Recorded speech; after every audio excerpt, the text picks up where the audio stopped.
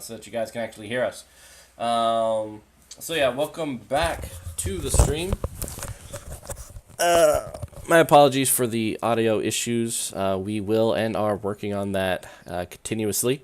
So we have our new actor, and I will let her introduce herself. Oh, hey.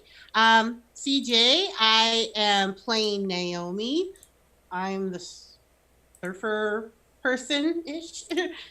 Jack of all trades, I guess that's how we're going. I don't really have much more introduction. I don't know what you guys all said before, so.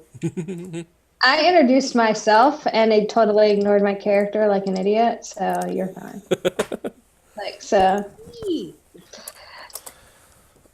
It's me. Awesome. All right, cool. So, it is Nice Eye Shadow. Yeah, I do appreciate the actors working hard to wear appropriate clothing. So thank you guys for that. So we left off last time with you guys over in Jack's Diner. You guys had been hearing rumblings concerning this Mehalona individual, and are currently sitting across from each other.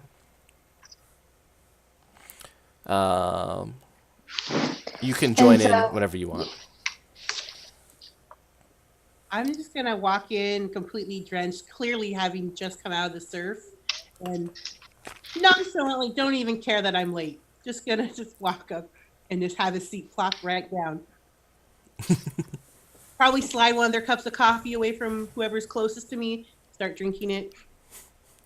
Well, welcome. I'm gonna grab my research papers and all my books away from the invading seawater and look at it like it's acid because it's creeping on my precious texts that I always have with me. And I don't kind of give her much acknowledgement besides that, as I'm still kind of trying to eavesdrop on the conversation about Mehalona. How about you, Kyla? How do you react? I welcome. Actually, am I on? Is there some problem with my mic? No, I hear you fine. Okay. On my end. So welcome, Naomi. It's about time you got here. Yeah, sorry about that. The surf was too good. Lost track of time. You know. I can understand. And look, you guys caught up. You have all this time to figure out what to do. Now you can just fetch me up. Well, I mean, we were just having some lunch, and they seem to be talking about some Mahaloni. What a honey? What? It's Mahalona. And she used to be a scientist where we work. So hush, I'm trying to hear. So as you guys are sitting there, you just behind you, you see Sheriff Robert Mills. This very round looking sheriff of the town. They brought him in hoping he would kind of be the man in charge of law enforcement, but he's more content with filling his days in comfort and counting the days till he eventually retires.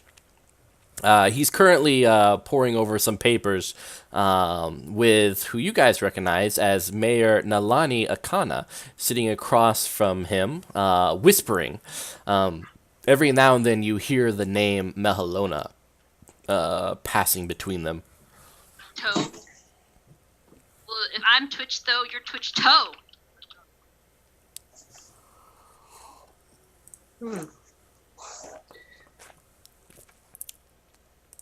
What do you guys do? So I'm kind of debating. I'm not the greatest in social situations, so I kind of just want to go ahead and I'm just gonna go ahead and turn around and say, so Mahalona was a scientist. I can hear somewhat of what you're saying, but if there's an issue at the facility, I feel like the scientist coming in should know. Am I her replacement? And is something going to happen? Like, what's going on here? Robert Mills kind of looks at you with this almost coffee-stained mustache, and peers at you with kind of like these beady eyes through his glasses, and he says, Kalua, your senior scientist, she should know all that's going on. It's really police matter, police business. I'm sure you can respect the badge." As soon as I hear that, I do stand up. I actually move closer, and I want to go ahead and look at them both. But Sheriff, I mean, I do work security, and if there's some issues going on, I probably should be informed. What do you think? Yeah, I look at my work badge and I work at her security badge and I look at his sheriff badge and I say, I'm sure we can all respect the badges. I'll pull out my cleaning crew badge. I'm like, yeah, I got one of those too, and I'm cleaning up those messages. I'm more touching that stuff than you guys are. The Mayor Akana kind of sighs and she picks up the donut as she has it and takes a bite out of it before putting it down on the table, and looks down at Robert Mills. Well, I think you have more than enough on your plate, Sheriff. Why don't you indulge some of our townsfolk, put their minds at ease, and then see me later. And she confidently saunters out of the diner. People give her a wide berth as she moves. So, as you guys are staring at the sheriff, we will start with our first roll. So, if you guys remember, every roll is an attribute plus a skill. 8 or 9 is a success. A 10 is 2 successes. There are different ways to approach this. The game is pretty fluid in how you do. It does suggest using like empathy, kenning, or persuasion intellect. But let me know what you guys have and what you how you want to approach this guy. All right. So, well, it looks like I already kind of put in my position as a scientist as part of the reason that I'm so interested in this topic. So I'm going to use my intellect attribute and my enigma skill to kind of try to get to the bottom of this pretty quickly, because I'm not really one to like talk, I want to know what's going on and I want you to tell me all the information, because I feel like I'm going to be able to figure things out a little bit more quickly, especially because I don't really have a lot of respect for the sheriff. I think he's kind of dumb, and I just want him to tell me all the information because I feel like I'm going to be able to figure stuff out a little bit better than he will. So do I tell you the number? Intellect 5, Enigma 3, and then I roll? Yep, go ahead and roll. Okay. 6. Ooh, 6 successes? Well, how many dice do I roll? All 8? Yeah, all 8, and 8 or 9s are 1 success, and a 10 is 2 successes. Okay. 1, 2, 3. 3 successes. All right, nice. So all you needed was 1. He's a pretty, as he's banking on that retirement, he's not one to kind of get into any tussle, especially with someone who's been pointing out different badges. He kind of looks around and kind of motions at the booth across him. So I'm gonna take a spot across from him. Another thing, since it only took one success, you have 2 additional successes that you can use for a stunt.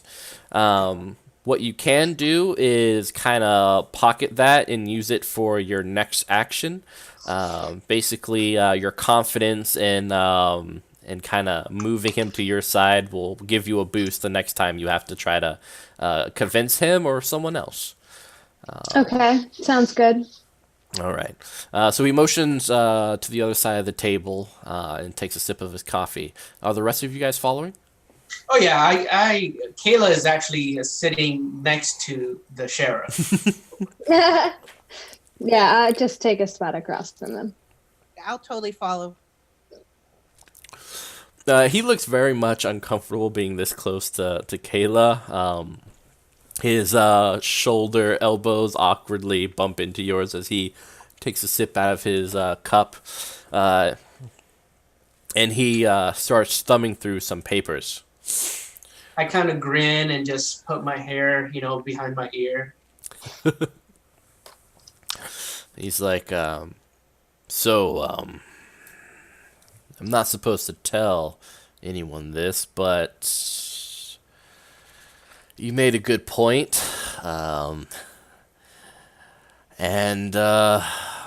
So, Mehalona, rumors say, and from what I could gather, as he kind of like pats the pieces of paper in his folder, which really just looks like a bunch of doodles. Mehalona was pursued by soldiers after he stole facility secrets. In fact, when she died, somewhat tragically, due to the tides, when her body surfaced, it was taken back to the facility instead of being released to the family. Regardless, I can say that I personally discovered what I believe to be Mehalona's body washing up on the beach earlier today, or at least what remains of her. Him.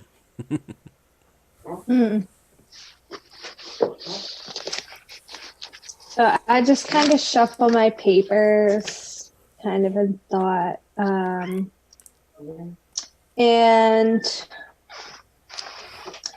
I look up to him and I say, and Kahlua knows all this? Well, I haven't spoken to Dr. Kahlua recently, but I am assured that the facility is well ahead of my own investigations. We'll most likely talk later today. Now, Sheriff, you mentioned that there was some secrets that were stolen. What shift was that on? And he drinks some of the coffee and wipes the coffee beads from his mustache. Look, it's more than it's above my pay grade. Whatever, and he kind of motions to Gabriella. Whatever these coats are doing up there, it's none of my business, and I'm smart enough not to poke my head where it don't belong. Above your pay grade? You're the sheriff, not the deputy. I'm just kind of thinking, he's not smart enough. He's just lazy enough. But I don't say anything because I kind of have a plan. I motion Rose over, indicating the sheriff's empty coffee mug, in the hope that, she'll come fill it. And So I'm hoping that she'll come over here, and I kind of give Kayla a little look, a pointed look, as Rose is coming over, and hoping that she gets my meaning. I want her to make sure that coffee ends up anywhere but the mug. So we'll see what happens. Yeah, Rose comes over with her pot of coffee fresh off the burner, and approaches you guys, kind of dodging around several of the people as she moves towards you.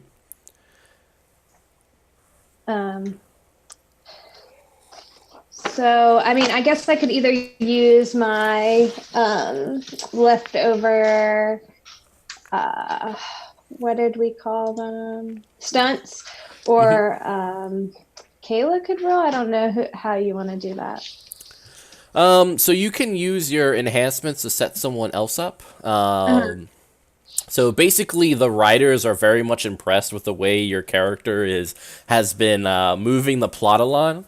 So you can use those to kind of give some clout to some of the other actors. So my question to you guys is, it looks like Gabriella wants Kayla to do something. How does Kayla react? That's the thing. I'm not quite sure how she would end up doing here, because she's not as cunning, she's most of the time it's about her might. I would say it looks like ends up being quite a bit. Intellect, it's a little bit there. So I don't think that I'm getting what they want me to do. So what you could do, Gabriella, is you could use your knowledge of medicine and maybe dexterity to kind of give Kayla the right kick to make him react in a way. I assume you're trying to make the pot fall on this sheriff. Am I accurate in that statement? Yeah, so my plan is he has a bunch of papers in front of me. I have a bunch of paper, or he has a bunch of papers in front of him with some important information on it. I have a bunch of papers in front of me with all my research notes on it. And I'm hoping if we can get them scrambled up enough by maybe a spill, then I can sneak some away from him and get some more information. So I will... and Kayla is the one right next to him and near the important arm that would be spilling this coffee. So I just need her to like hang on his arm or do something that she normally does with men in the town. So Hey now. yeah, I just need her to get all up in his space, just enough for the coffee to spill. So I can go ahead and use some of those. All right, so pretty much you're gonna give me a little kick. Yeah. Okay. All right. Yeah. Go ahead and roll dexterity in medicine as you're trying to get him right in the spot that kind of makes you knee jerk move up. That Okay. gut reaction. Your enhancements give you 2 automatic successes, so as long as you get 1 success, you're good. All right. I got 6, including the 2 that I got. 6 successes? And 8, well, I roll 6 dice with dexterity and medicine, and I got 3, 8, 1, 2, 10, 9. Oh wow. Yeah. Wow. Okay. Yeah. So all of a sudden you see Kayla go, but Sheriff, a man like you probably can share a little bit more information.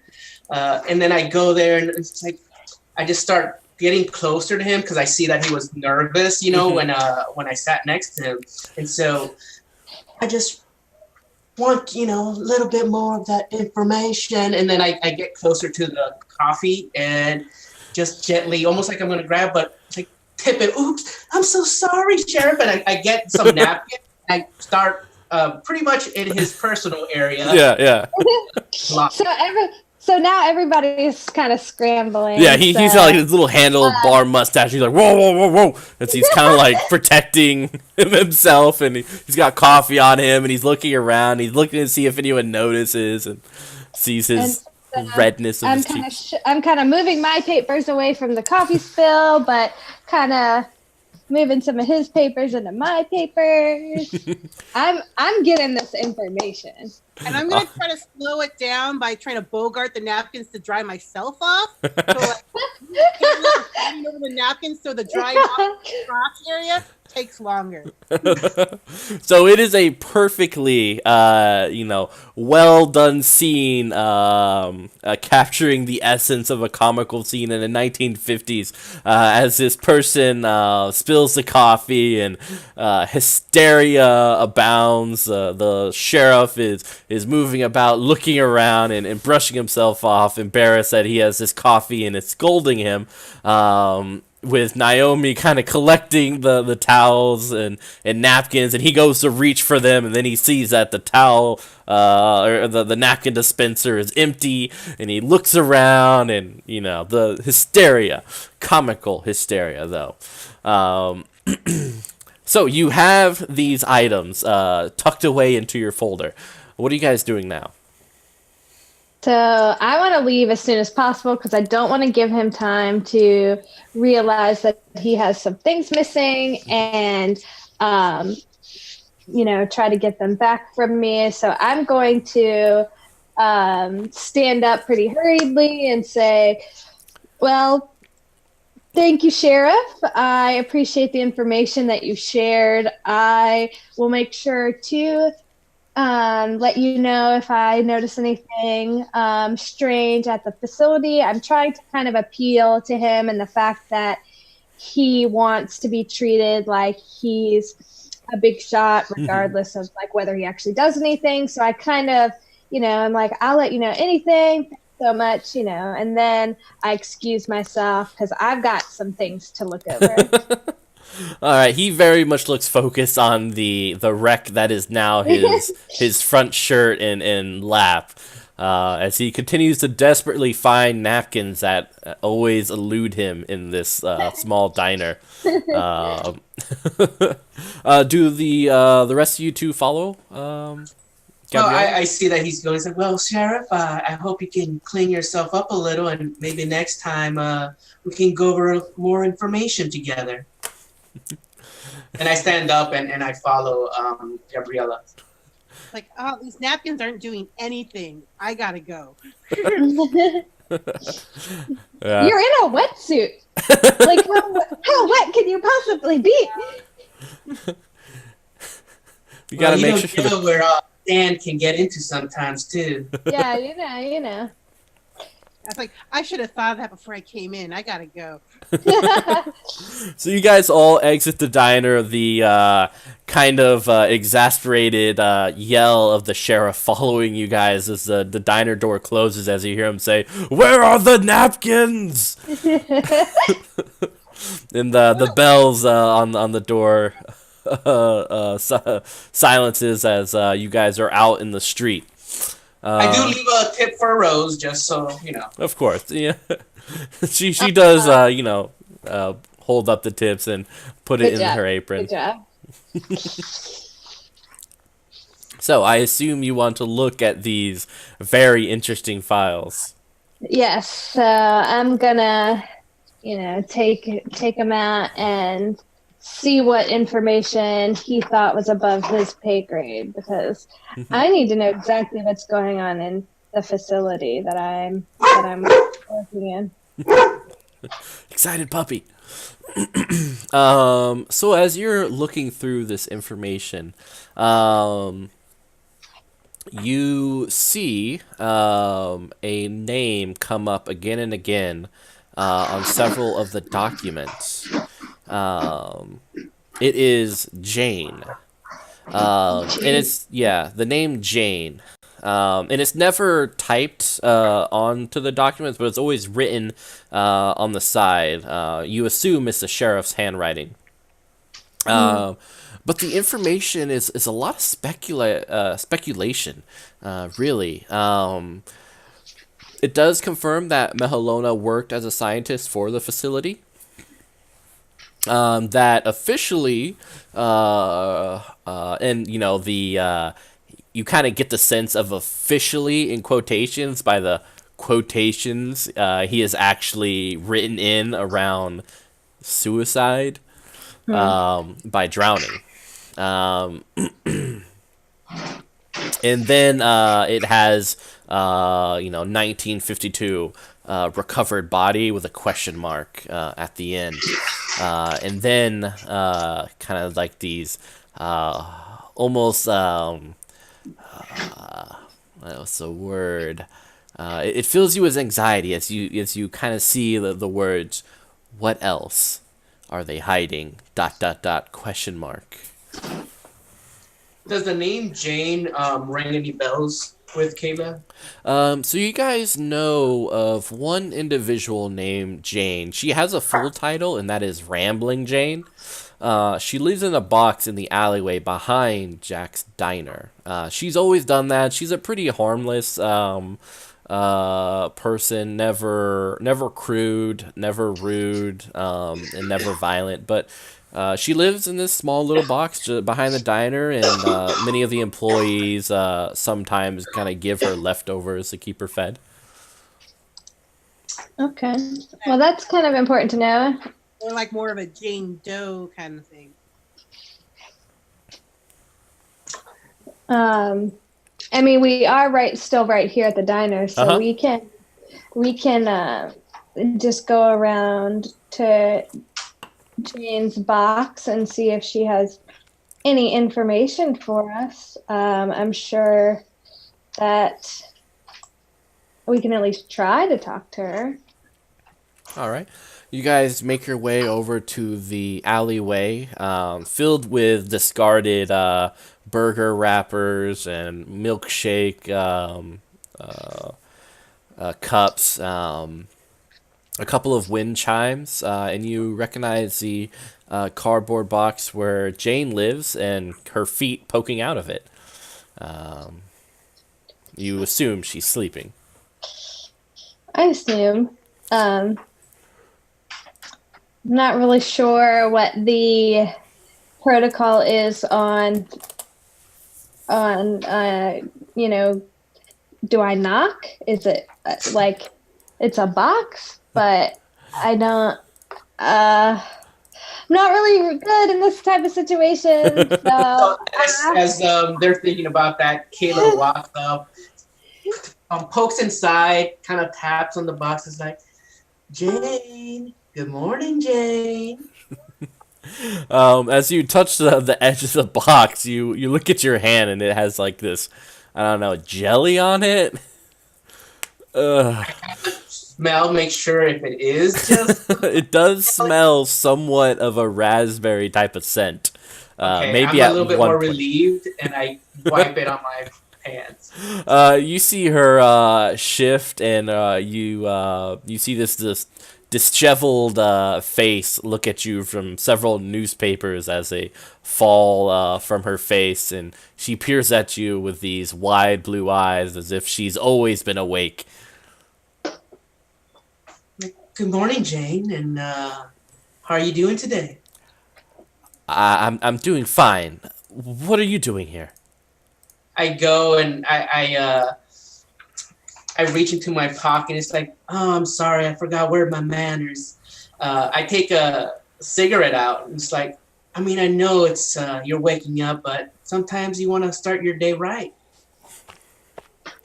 And she reaches out, like, very cautiously for the cigarette, licking her lips as she does. I go and I get my, a lighter out and help her. Yeah, I'm gonna give them both kind of like a very like stern grimace. That is so not good for your body. But I'm not gonna say anything. Whoa! It's the 1950s. Cigarettes are good for your body. Yeah. And I'm just continuing to look over these documents. and I'm not really sure how to bring it up, but so I'm just kind of blunt with it and say, Jane, who is crap, what's their name? Mahalona. Mahalona. Jane, who's Mahalona? She kind of looks at you guys and kind of motions for you guys to come into her box as she. How big is the box? Like wide, I would say. It looks like it probably had like a refrigerator in it at one point in time, so it's pretty like long and wide. I kind of squat on the outside, and I'm like, I motion for the others if they want to go in. I feel more than comfortable to get into the box. I am not. I'm gonna squat on the outside, kind of wrinkle my nose at the cigarette smells and all the smells, and I'm just kind of like looking at everything and seeing like crumpled up newspapers and wrappers and plastic things, and I don't really know what's going on. I don't really want to touch anything, but I'm just going to try to listen. I look at Gabriella, making those faces, and I kind of touch where I got that jam. It kind of is like, we're still hungry. We did get out of the diner a little bit too fast. Ooh. Oh no, I'm fine. So Jane, back to Mahalona. And she bites her lip as she looks around. They're here, you see. Did you see them? Who is they? We're all a part of the experiment. She starts like scratching at her hair. Can't talk now. Shh! They're listening. They always listen. Come back after dark. After dark. And you kind of see her like move out from the other side of the box, and it's kind of comical because she has to like waddle squat through, and you see her just run out of the alleyway, carrying this cigarette with her.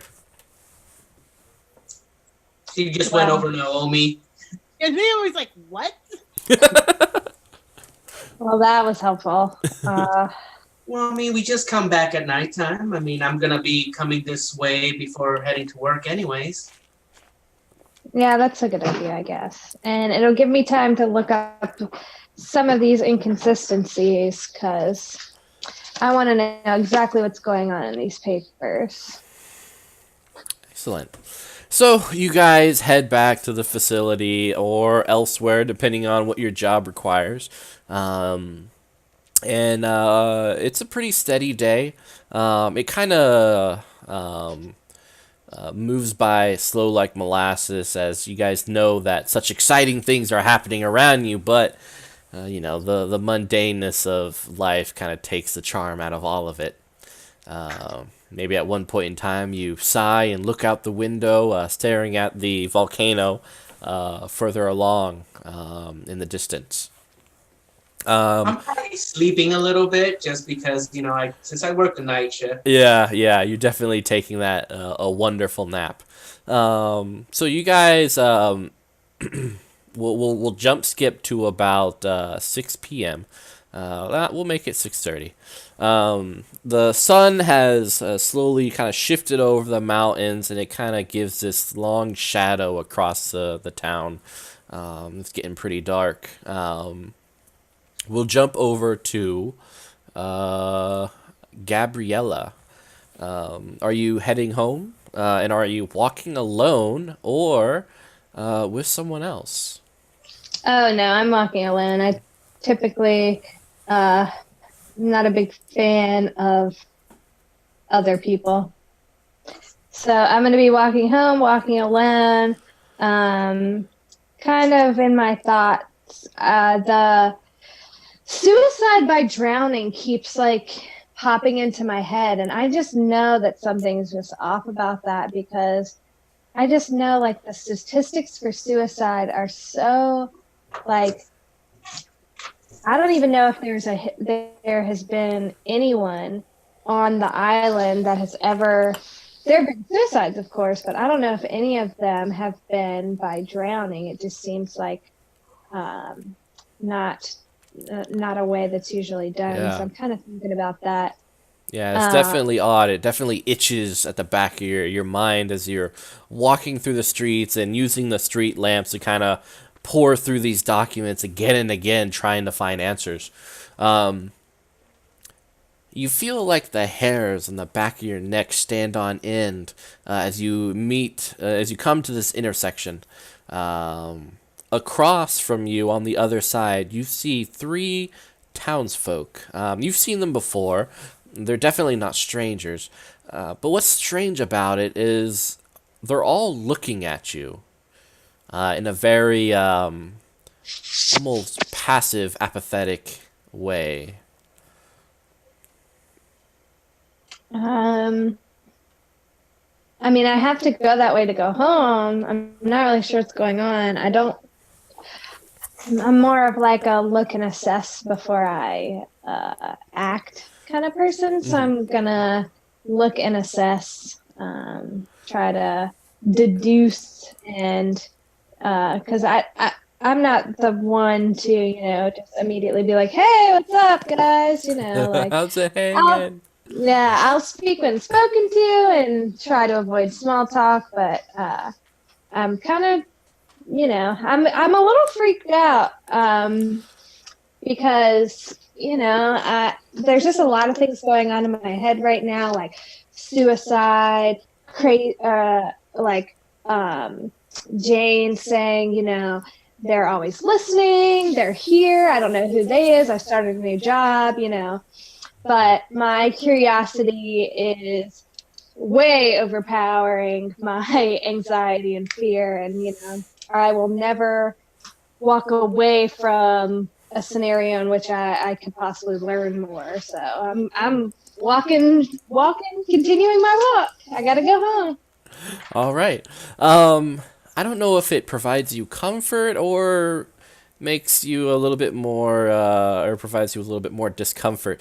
But as you walk past them, their heads and eyes follow you, but they do not approach. They stand solitary, together, at the corner, watching you. So man, I don't know. It's a little freaky, but also I'm kind of glad. I'm like, I wish everybody acted like this and didn't talk to me while I'm trying to think. So, I'm just gonna continue home because I need some more information, and I feel like I'm onto something here. Excellent. So I'm gonna go home. I'm gonna get prepared, and I'm gonna go see what Jane has to say. Excellent. So we'll shift over as the camera follows you walking down this empty street. The three pair of eyes watching your every movement, but not coming any closer, nor approaching you. And we'll move over to Kayla. What are you up to? Well, I'm probably getting ready to get to my shift, and since I did say that I was gonna head over to see Jane, I would probably say that I'm heading into around the diner area just to see how she's doing and talk to her a bit before I go and start my shift. All right. So as you approach Jack's diner, you find a pretty peculiar scene. Several of the townspeople are inside, and this isn't different. I guess what's different is that each one has several plates of food by them, and you see one after the other as a dip a hamburger, wet and moist and soggy, and they dip it into this mayonnaise and ketchup mixture, and they bite into it and start swallowing, and you see like the ketchup and the mayonnaise kind of drip from their lips, and that's the whole scene. There's about 15 people in there, and each one biting into these burgers and eating fries in a not in a ravenous manner, but it's almost like they could just continue eating for days with this almost apathetic patience. Do I see Rose around there too? You do not at this moment see Rose. Okay. I do go slowly, and I'm keeping an eye on them, and as I try to go to the back area, but I do take note that this is definitely strange. I mean, who dips their burgers? Who dips burgers, indeed. Not Kayla. Naomi, what are you up to?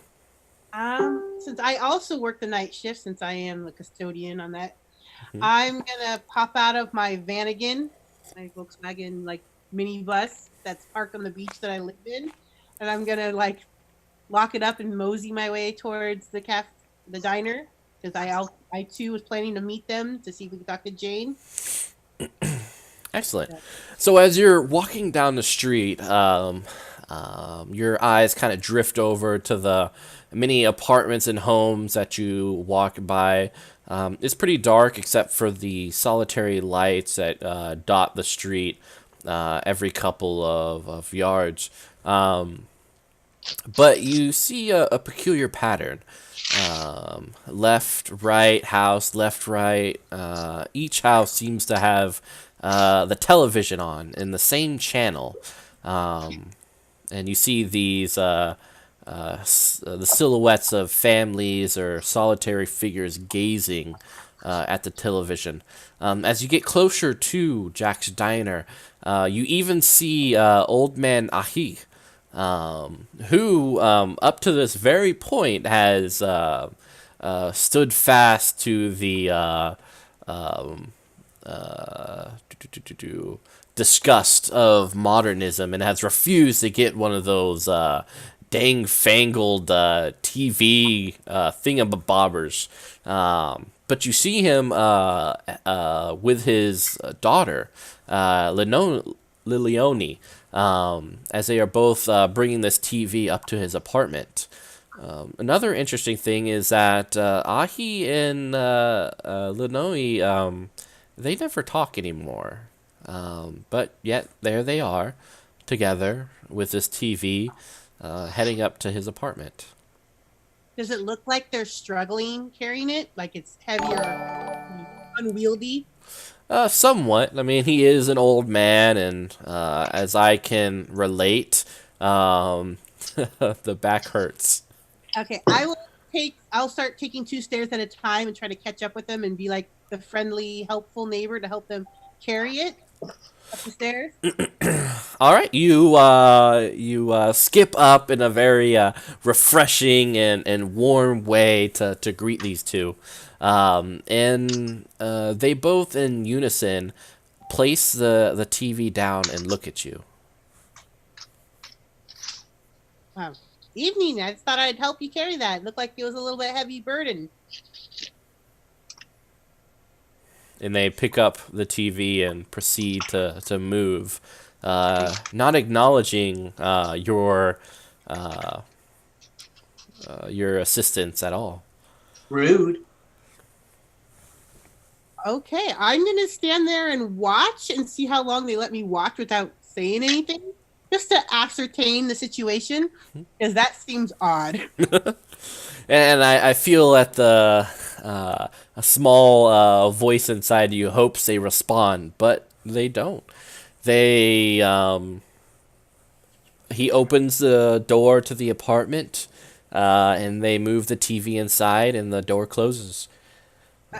Is the window? Can I look in the window at all? You do. You look through the window, and you see them both sitting on the couch. The TV is on.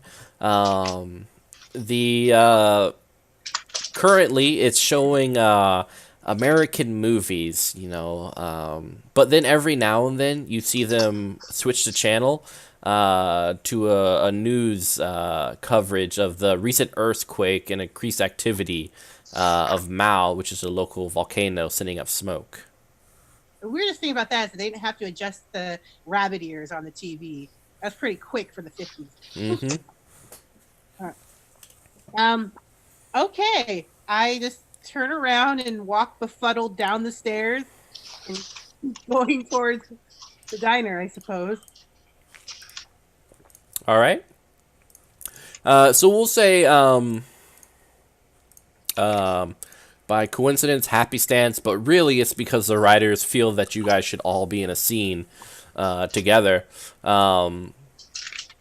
You guys each see each other the moment that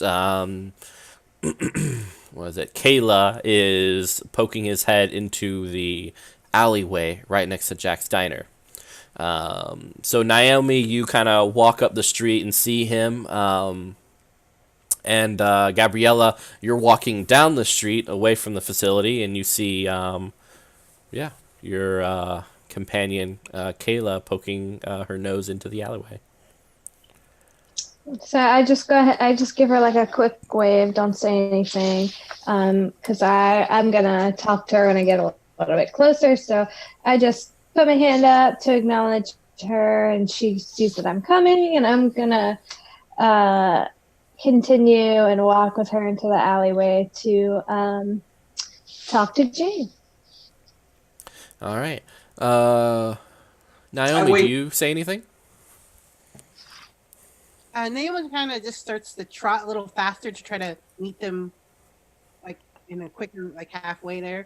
Mm-hmm. What's the difference? I suppose? I just waved quietly, and I kind of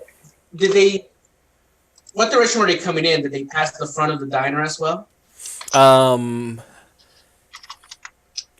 Naomi would have. So Naomi, you do see this scene of about 15 people continuing to eat these burgers, dipping into ketchup and salt and pepper, and it's like a pig fest in there. Is there a TV on in there? There is not. I probably would stop and just be like staring in the window for a while, kind of like. I look back and I see Naomi, and I kind of, wave her in to like hurry up. And I'm like, and it's like kind of thumbing over my shoulder, like looking at him, like what in mouth, like what the hell? Yeah. All right, you guys are currently in this dark alleyway. The cardboard in the corner is closed. I guess she's not taking visitors this late at night, even though it's just 6:30. Well, she told us to meet her here, so maybe she just forgot. You know how she is sometimes. I get closer and I tap. First, I look, make sure that there's no jam or anything around there, and I just tap the box a little. So you tap the box, and as you do, it kind of like part of the back of the box opens up, and you see a backpack poking out of the box. I grab it and I look in there to see if she's in there, if Jane's in there. She's not. It's empty. I look at the backpack and look around and says, well, maybe she left this for us. And I open it. You start rifling through the backpack. And let me tell you, when you first unzip that backpack, if you ever were in gym class and refused to wash your clothes for several weeks, it would kind of approach this. It's really bad. Well, if that happens, I'm not going to be going through. What I'm going to do is just empty.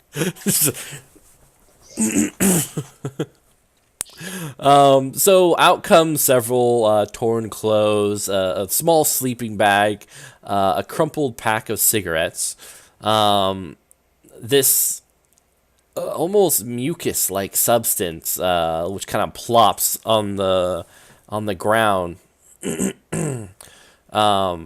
And then this slight bit of torn sheet of notebook or a notepad slowly falls to the ground. That's going to be my main focus, the weird jelly and the notebook paper. So I'm going to focus on that, and I want to see what's on that notebook paper. But also with the things that I bring to and from work, I should have a little container, a vacutainer, or some little test tube with a top that I can scoop up some of that gel in, because I have a feeling I want to know what that is. Oh yeah, definitely. Does gel look like anything I had to clean up inside the facility ever? No. Most of the stuff you clean up is pretty tame, but this has this kind of clear, almost milky-like layer of mucus to it. It's pretty gross, and yeah. So the when you pick up the piece of paper, it's very much scribbled. Gabriella, why don't you make me an Enigma plus Cunning roll to see if you can make it out. All right.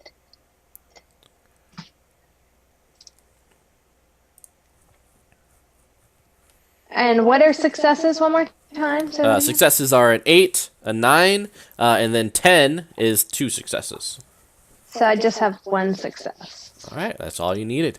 Quick question, just on with the game itself, because you mentioned Enigma. So I guess some skills characters just won't have at all then. Correct. Yeah. On some of your sheets, you won't have some of the other skills. You can still make the test without the skill, but obviously you're at a huge disadvantage. Got it. Okay. But 1 is all you needed. You see written in this scribbling, Kione Mehalona, HNCP-003.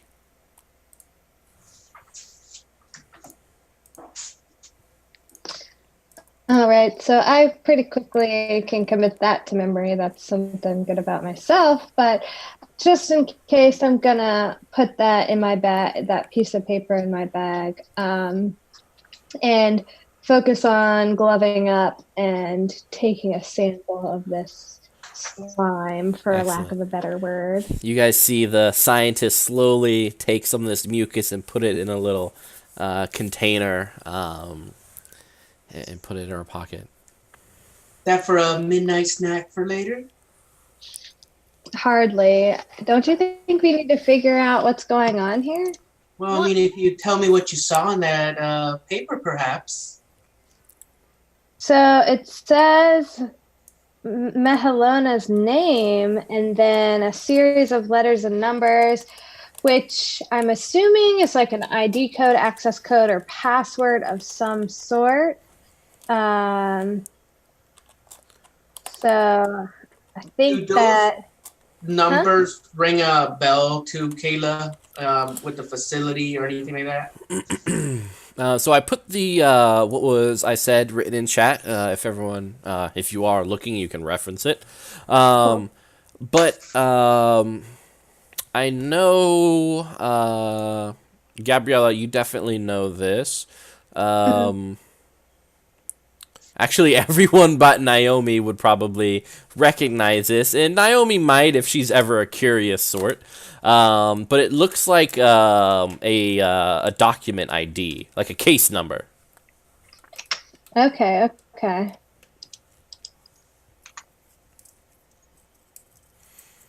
So perhaps this is something we can see at the facility?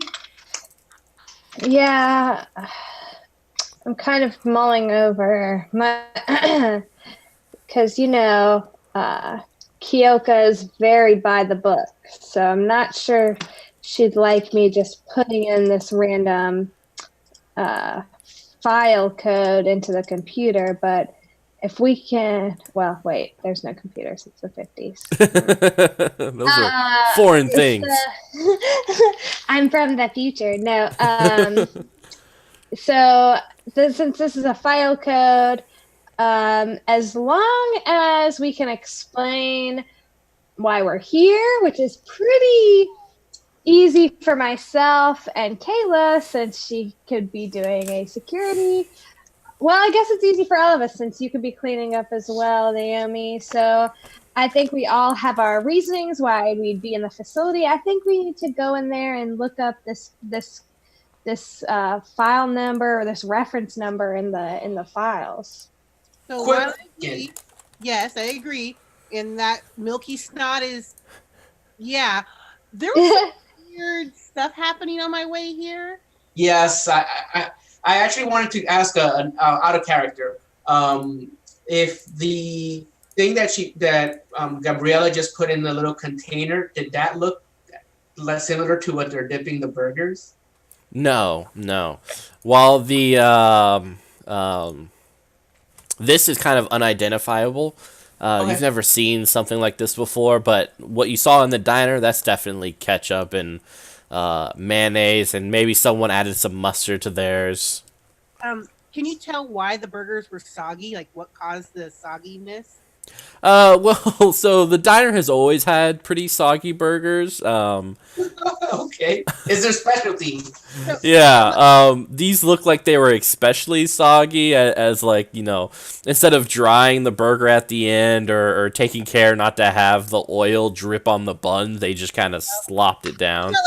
It's not like it's weirdly wet from like the ocean or something, right? So that's what I was getting at. Okay. So besides the food, she goes on to it. She'll explain to both of them what she saw with the old man and his daughter and that whole encounter. And she's like, like how the TV was kind of strange, and like all the houses along the way, every other house had a TV on also. And that'll kind of jog my memory because I kind of put it away once I got excited about this new sample. But now I can say, you know, yeah, there were a couple of people I saw on my way here from the facility, and they were just staring at me, following me with their eyes, but not moving, not speaking, not acknowledging my existence in any other way except to stare. So there's some definitely weird behavior going on. I think it might be tied to the TV because they were really insistent on putting this TV on and watching the TV. And you guys know the old man. He's been anti-technology and newfandangledness forever. Yeah, that's true. No, this is very, very suspicious. And I mean, I don't know how trusting Jane is, but she knew we were coming. This is I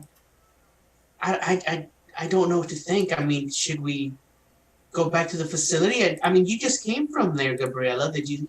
Was there anything different in there? I mean, I was kind of focused on my work, but I didn't notice anything odd until I started walking home. But now that we have this case file number reference and we have some of the samples, there are some machines I can test this with when we get there, and also look up some more information.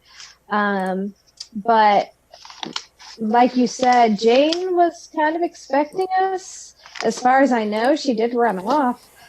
But any way to do like an investigation check or anything like that to see perhaps?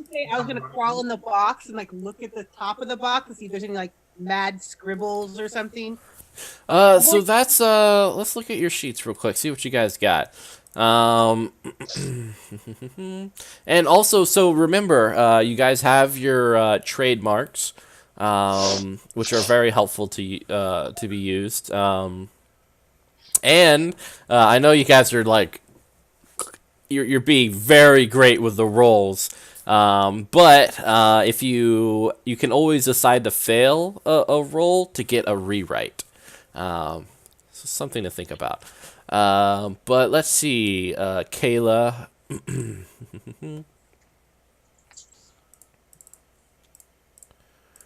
So yeah, you can do a cunning survival if you'd like.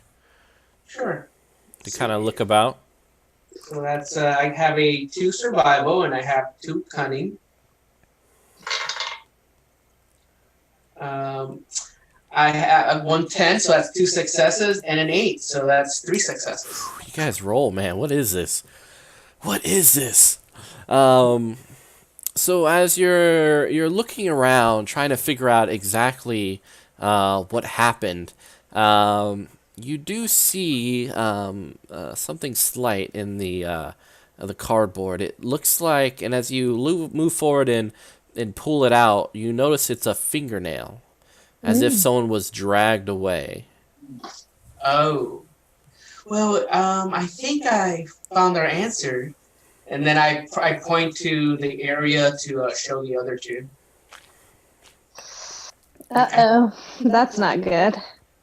No, I don't think we should be separated. If we're gonna be going to the facility, let's go together. That makes sense. I mean, I think there's safety in numbers, right? That's the smart thing to do. Although I worry that if we are all at the facility researching this, then nobody's out looking for Jane and, trying to figure out what's going on. And what if while we're doing that, something's really bad's happening to her? Problem is, me and Naomi have to go back because, well, our shift will be starting soon. That's also true. So I'm the only one who can go and after Jane to figure stuff out. But I also am scared. We also need you to sign. I mean, I really want to. I can't pass up the opportunity to go back to my facility that I love so much and do some in-depth research on the sample. It's burning a hole in my pocket. I've got to find out what the sludge is for. I mean, technically, I don't know what time my shift is. I know it's the nighttime, so graveyard shift. Yeah, it's nebulous. For those who work at night, this is a little early to be coming in, but... Or you could be doing the 7 to 7 shift and you're almost late. I feel like I want to go in the diner and make sure those automatons eating the soggy burgers aren't eating Jane burgers. Oh. Goodbye. How are you going to figure that out? I have to go into the back somehow, maybe. And paste it? What? Well, I guess you'd be able to see if Jane's dismembered and hamburgered body is back there. That's what I'm thinking. I mean, we could check for Rose too. Yeah. Yeah. I didn't see her when I walked by. I figured. Which is weird because she is always there. Mm-hmm. Okay, so well, perhaps before we go, how about maybe entering through the back? I mean, Could you tell the way it was dragged or pulled? Struggle. Say what? So, Can we see where she was dragged, Jane, if anything? Oh, no, it's pretty much around this area. It's hard cement, so it's she wouldn't have made any marks. okay. Well, I mean, we're right here at the diner, so it makes sense to just go in the back and make sure everything's good before we head to the facility. So I guess we are backdooring it. And I would like to be stealthy. I mean, maybe open it slowly. I don't want to all of a sudden be going to somewhere where we're seeing maybe Jane and Rose being cooked up. Who doesn't want to be a part of that? All right, so you can make a larceny roll. I have larceny. Yeah, there you go. Naomi, why don't you make a larceny roll to see if you can open up this back door? Larceny with Dex. Dex. Okay. Alrighty. I have 1. I have an 8. So 1 success? Yep. All right, that's all you needed. Woo! Good job. The door clicks open. Who wants to go in first? Well, before that, how many did I need for find that fingernail? Because do I have any successes saving over? You did, because it was just one success that you required to get that. All right. So. Yep. So I as soon as Naomi goes and opens the door, I kind of step in forward, just You're the guard. Nerves of steel, so. Yeah. All right. So one of my trademarks. So I decided to go in and try to take a quick view, make sure that there's nothing expecting us there. Excellent. And nerves of steel you will need, because as you open the door, you see several people clustered together, heads pressed together and whispering. One of them you recognize as Mayor Akana. Okay. They're in the back, like the kitchen area? Yes. And are they like sitting on the ground or standing? They're standing in the center of the kitchen, heads pressed against each other, and you hear whispering. Okay. Is there any way to, from where I am, be able to listen? What might we catch something? You can try to get closer. Okay. I want to move stealthily just to be able to see if I can listen without letting them know I'm here, obviously. And before I do that, I just put my index finger to my lips and point to the people, obviously. All right. So you start to move forward as stealthily as possible. Why don't you... So I don't see stealth on your skills, but you can use dexterity. All right, just the dexterity on its own? Yep. Okay. I did not have any successes. Yes! Our first rewrite. Woo! Congratulations. So, you guys get a rewrite. Did you get any ones on that roll? I did not. I got a 7, a 4, and a 7. All right, so it's just a normal failure. If it was a botched roll, I would make your lives infinitely worse, but you would get 2 rewrites. But Oh, no. it's just a failure, so you get 1 rewrite. Keep that in mind. Especially look at the cinematics, because those are a lot of fun. So, as you move forward, you step on a piece of broken plate, and it crunches beneath your feet. You see Akana rise up from this huddle, and her head turns towards you, and she points a finger at you, and in this gurgling-like way, she says, "Get here." And the others dash at you guys. What are you guys going to do? Like this is a good time to use my quip. Never mind me, just wheel it on through. All right, what do you guys think? Is that a good use of the quip? I think so. Definitely. All right.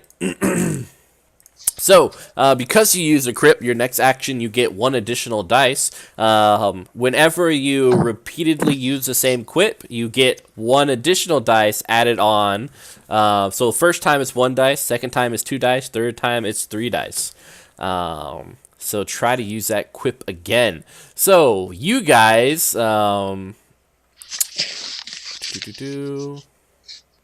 Let's have a dex... If you guys are going to run, unless you guys are going to fight. How many are there, first of all? There are 4. I don't want to fight. I want to get back to the safety and security of my facility as soon as possible. I want to figure out what's going on with this slime and be safe away from them. So I am going to try to hightail it out of there. Yeah, I mean, I probably would, but I'm seeing that I have, a custodian and I have a scientist. I don't think that they will be able to be much help. Well, what I'm going to do is try to push both of them forward, to help them, get in front of me and get back, when I'm outside, block the door. And I mean, if I make it, obviously I would go ahead and say, something to block, something that I can just put here, please, fast. Okay. All right, we'll we'll actually roll initiative just to figure out who goes first. So initiative, you can either let's see, you guys can for this instance roll Dex Athletics to see who can respond the quickest to what's going on here. Okay. And athletics would also be under our attributes, right? Skill. So sadly, Yeah. Gabriella, you skip No. gym day. So I just have dex. So I just have dex. Yes. All right. So, Yeah. And do tens count as 2 for the initiative as well? Yeah. oh, okay, so we're just doing the successes. Got it. I got only 2 successes. I have 5. I have 1 success. All right, Naomi, you are the quickest on your feet. If I guess, what are you gonna do? With the quip, I guess that really helped, huh? Well, I was gonna run, but I have since Kayla was asking for something to help bar the door, can I use tools of the trade? It means I always have whatever we need on me, and try to get that crowbar or that dumpster or whatever, and just whatever we need that would block that door. All right, I like it. Let's say probably earlier on you were working on some stuff, maybe with some on your car or something like that. So you have this wrench just kind of in your bag or something. So you pull out the wrench using nice use of your trope. I guess you're gonna wait until everyone gets out the help Kayla wedge it in the door. Yeah. Plan. All right. So, you are able to make it out of the diner before the whatever these things can react, waiting patiently, or not so patiently, for Kayla to exit along with you. Kayla, it is your turn. All right, I am doing my best to hold there, and then I guess we're moving something to block, correct? I have a wrench. Yeah, we're she gonna- has a wrench she is prepared to kind of shove in the deep recesses of the door to kind of close it up in the way that old-fashioned doors do. Okay, and so pretty much we still have to wait for Gabriella, though, right? Yep. Yeah. I'm slow, and I just I just freeze a little bit, stare at them, and then realize that my 2 companions are already out and trying to escape. And I'm just like, all right, I just run out, and I go all the way to the back of the alley, or the entrance of the alley, to get away. And I'm not really very much help at all because I'm not helping. So, what was it? Direct confrontation is not my thing. I'm a numbers. I'm a research. I'm not doing very good. So Naomi, you had how many successes for your initiative?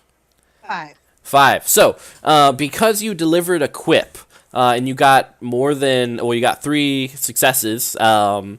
This is now an award-winning quip. This is something that they're gonna use in the trailers as you say what again? I say, hold on. I say, never mind me, just wheeling on through. Yeah. So the camera like zooms in as you say this, and that's like the trailer opening, and people are like, whoa. So you gain directorial control of the scene. You only needed 1 to get out, so you can change 4 aspects of the scene. 4, you can change some aspects, you can add, remove. You are now in the director's chair, changing the scene. Of course, we all have to agree on it because we're all writers in this, but... Okay. Oh my gosh. They yell out their evil plan after. That's a little too much. I don't know if the writers would agree to that. Um, It's a restaurant. Maybe they ended up slipping on something too. yeah, I'm hoping that there's a way that when we go back, that they do something when they're chasing us, where they smack into the door, they hit some sort of thing in the kitchen, where either they're injured and we can go back and find more information later when we're well prepared, or they drop some sort of key thing that we can find later. All right, let's say there is a blotch of mayonnaise next to the door that you are most assured, due to the camera kind of zooming in on this glob of mayonnaise, that these characters will eventually run into it and knock themselves unconscious. Hopefully. Anything else you wanted to change? That while Gabrielle is running down the alleyway, she smacks her and runs into Jane. Run. So that is a little too much. I don't think the writers are going to agree to that.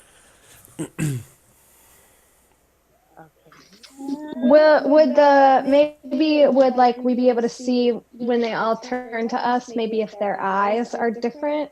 All right. So let's say Michael Jackson style. Like you know how it's like one of those horror movie tropes where the townspeople are different and you only know how they're different because their eyes are different. Due to the lighting, you do notice kind of a different something different about them. The way they all turn their head the same, and is there something wiggling behind their eyes? Mm-hmm. So, want to change any other things? The front door to the diner is locked, so they can't chase us out the front. All right, it is locked. And I believe we have one more.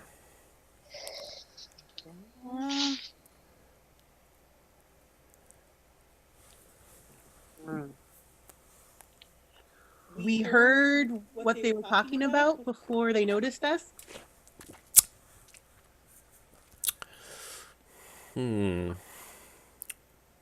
Like while I was picking the lock. Let me think.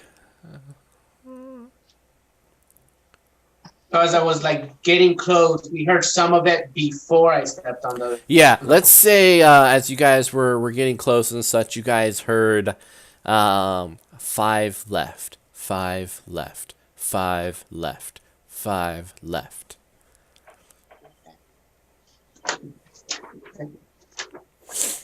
All right. Awesome. So, you guys have changed some aspects of the scenes using the mechanic directorial control. Well done. You still have a rewrite to use for cinematics, so do remember that. Good use of the trope as well as equip. You guys are now outside in the alleyway, confident that your pursuers will not be able to get to you. What are you going to do now? Y'all, that was some crazy shit. Pardon my language. And there's a bleep added. Bleep. I don't know what's going on, but that's not the mayor. I can tell you that much. Yeah, you're totally right. We have got to get to the facility right now and look at this file and test this sample. I'm sorry. I thought the TV thing for the old man was weird, but that is not okay. I think it's all part of the same thing. I mean, did you heard what they said? I mean, I count 3 of us here. I'm assuming that's what they meant. So there's 2 more somewhere else. Hopefully we'll run into them soon. Unless they meant we have to take a left 5 times. I'm not really good with directions, so I'm pretty sure 5, but I'm pretty sure 5 lefts is a circle. But I think that our best bet is going to check out this research in the facility. More information. I mean, I'm okay either way. I do think that we might be a little bit more, uh, at least know our surroundings if we go back to the facility. Yeah, that's smart. Um, I mean, unless Naomi, you know how else we're gonna get more information because I do not think I want to go back in there right now. Oh no, there's way too many people in there to go back in. All right, so I think we're gonna try to make it to the facility then. All right. Strangely, and it might make you a little nervous. It's very easy to get back to the facility. It's just walking down these lonely, empty streets, which is pretty empty for what is about 7 p.m. right now. Um, One of those it's too quiet things. yeah, it's too quiet. So then I have a question. So Remember, nerves of steel doesn't bother me. some of the people we saw tonight that are acting weird, did we see them during the day and they were acting fine? Yeah. Maybe we need to hunker down at night and research and do stuff during the day. Well, that could be true. But we're already here, so you might as well do this research now. I'm gonna go in and check the sample out in the analyzer. All I mean, right. not only that, but we can actually hunker down here if anything. We know our way around. We have access to things. I got a quick question. Would Kayla have access to weapons then? Since I work security here, I would assume. You have like access to a baton and a gun, but Okay. that's about as much firepower as you get.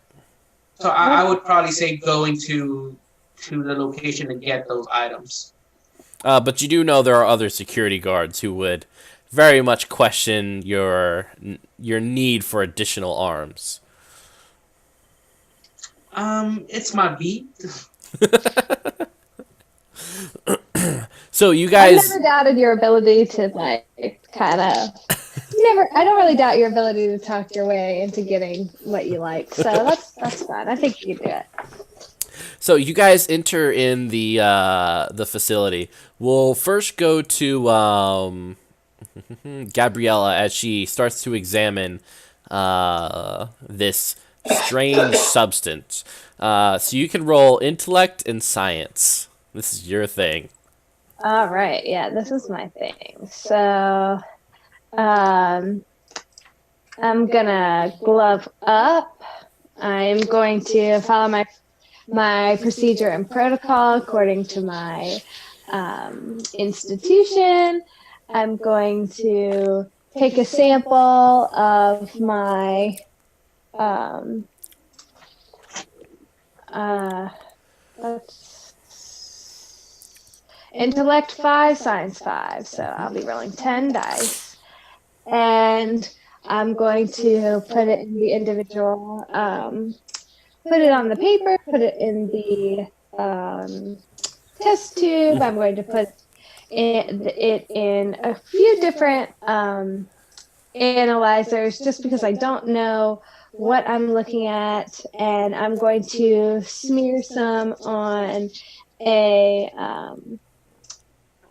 on my microscope slide and check it under the microscope as well. And I got 1, 2, 3, 4 successes. All right, excellent.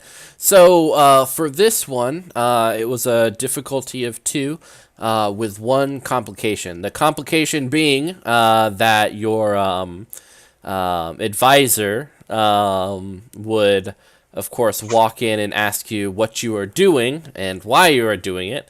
But you have how many successes? 4. 4. So you can use 2 to buy the success, and then you can use another success to do away with the complication, leaving you with 1 extra to use as an enhancement or whatever you want for later. All right, so I'll pocket that. And All right, so you're looking under the microscope at these whatever substance. As you peer under it, you see these almost long worm-like creatures move about this mucus. Interesting. Well, so don't like that, first of all. But let's see. I want to know. So these are. So I found some of these, just these weird wiggly creatures, and I haven't really run into them before. They kind of remind me of parasites that I have seen in previous textbooks.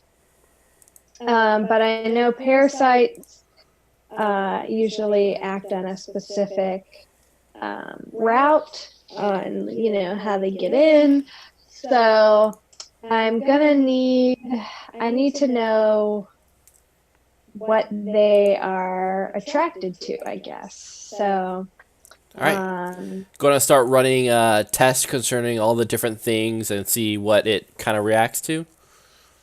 Yeah, so I'm gonna use. So I usually work with creatures, different animals and sea creatures, and so I have a couple things. I have some like different cells, skin cells, muscle cells, nerve cells, some spinal fluid, some blood, and I can test each of those subjects against these little wiggly worms and see how they react to all of those different things. Excellent. So as you're doing this, you do notice a reaction whenever it encounters organic material, especially blood. It looks like it's searching for something. When you are able to provide it, I assume you have some like small specks of brain matter. Right. Some spinal fluid. Yeah. Some it consumes it. Oh. Well, I immediately am extremely glad that I'm using my personal protective equipment. So I look. I have some brain matter and some spinal fluid of different creatures. So I guess I'll test all the different spinal fluids and brain matters that I have to see if there are some that it's not interested in and some that it is highly interested in, or if it just likes all brains. It is very interested in human. It reacts in a quicker, vigorous manner when in contact with human material, especially the brains. For other material, it reacts, but not as quickly. It almost looks confused at times. Okay, so I'm gonna annotate all that, and then I'll keep some in the sample. I'll label it effectively. I'll put it in our specimen fridge. But for the rest of the sampling, I will use some like isopropyl alcohol. I'll put some of that on it to try to kill the samples that I have used, because I don't want them kind of just getting touched on and spread about in the lab. So I'm trying to figure out what kind of kills them. So usually when I'm looking at a sample, a biological sample under the microscope, I put a drop of alcohol on them and it kills the sample and fixes it to the slide. So I try that first because that's the go-to. Yeah. So you try this. Alcohol does not have any reaction to the creatures. And as you look at this, you wonder what could. And then we will move over to Naomi and Kayla. What are you guys up to? Well, I probably ended up trying to go into the security office and at least get some weapons or just seeing who's around too, I suppose. Yeah. So currently, The guard on duty is Palakiko, a older man who takes his job quite seriously, but enjoys fishing on the evenings or the mornings. Wait, I'm seeing if I actually, Palaki. Because I had, it's not the same person as. Oh, it is. It for some reason in my on my sheet it says that I know Palakiki, but it's still the same first name Hanale. So I don't know. Maybe there's some error there. Yeah, it's probably the same person. So we'll Okay. make it the same person. So I go in and I say, "Evening, Palakiko." Hey, how's it going? I was like, I kind of sigh, relief because obviously he's not chasing after us. And so it's like, oh, the seems to be a little bit strange out tonight. I would say it's best to just maybe extend your shift for now. I don't think so. I mean, later I was gonna go watch that movie. They Came from Beneath the Sea. Seemed like Yes, a good horror I movie. do know that that's playing. It probably would be a wonderful time, I bet. But just trust me on this one, huh? Just maybe help me out with my shift tonight. Stay in the area. Look, if you wanna like exchange something for this, then sure. But I'm not gonna just stay here on your persuasion alone.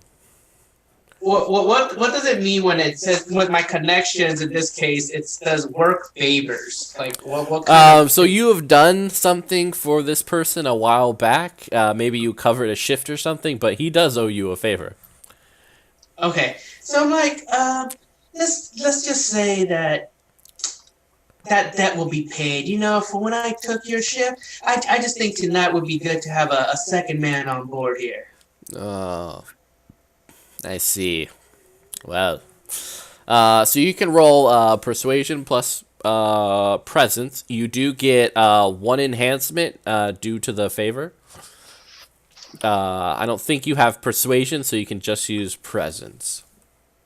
Yeah, I was trying to look at that. What about command? Ooh, command. That will be a good one. Go ahead. All right, so let's see here. Let me make sure I have everything. All right, I actually have 2 successes because I rolled a 10, but that's it. So, All right.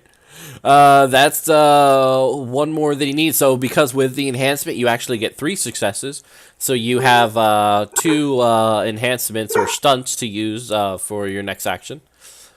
I have an enhancement, you said? Yeah. So you had an enhancement due to your favor, which brought you up to 3 successes.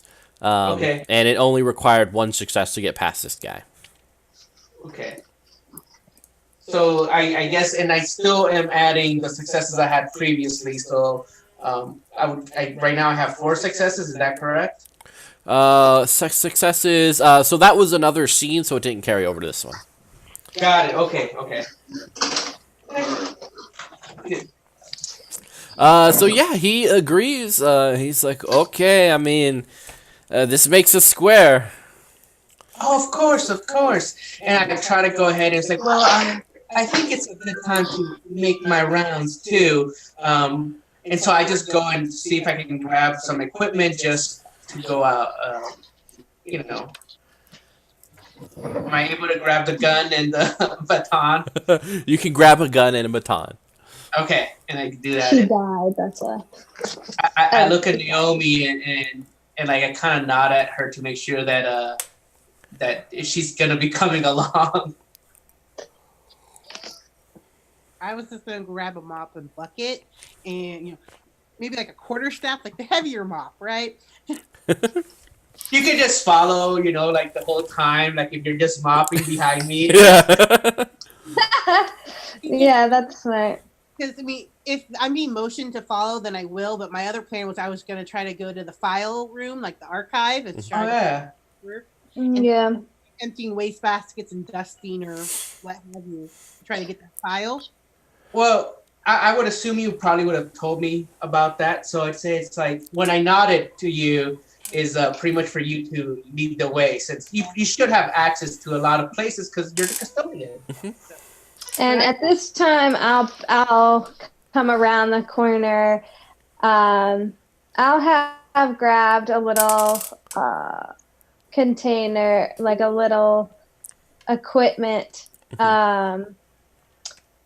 It doesn't have much. I don't have any,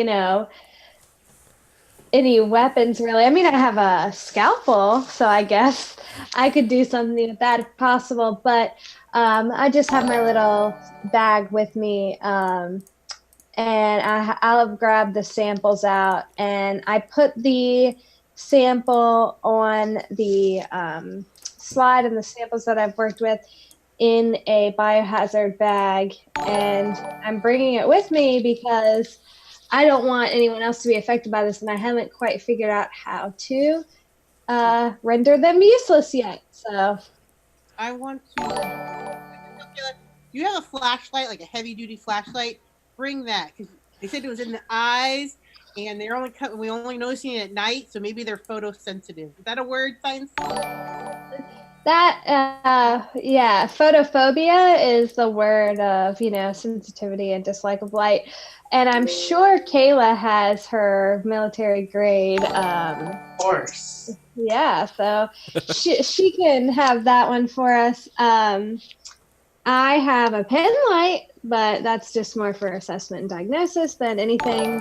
But I guess we'll roll on over to the file room. But guys, I've got to tell you what I found. So I did a bunch of research and assessment on these little on the slime, and it's not slime at all. It's like worms. It looks to be like some sort of parasitic, just almost like maybe I would say like hookworms or something that I've seen usually in sick animals or something like that. But unlike then, when it's usually in their digestive tract, this one goes for biological brain matter. Well, I mean, didn't they not seem like we saw something kind of squiggly around their eyes? Yeah, but I'm concerned because the samples of brain matter that I exposed these creatures to, they ate it. So I'm worried what's left in behind those eyes. Is nothing. Hopefully not, but I don't know. And I put some alcohol on the slide, which usually kills any bacteria or sample that I am working with, and it did nothing. So, Well, as far as figuring out what slows it down or stops it, I don't know. well, we should be very careful, but I think the next stop is trying to look for that file. Take ketchup and mayonnaise off that list because they were eating that. Yeah. Okay. Well, I guess we can write condiments in the no pile. Yeah, would be helpful. Hey, it was helpful. So yeah, let's go ahead and go to the file room and see if there's any information on how to get rid of these things.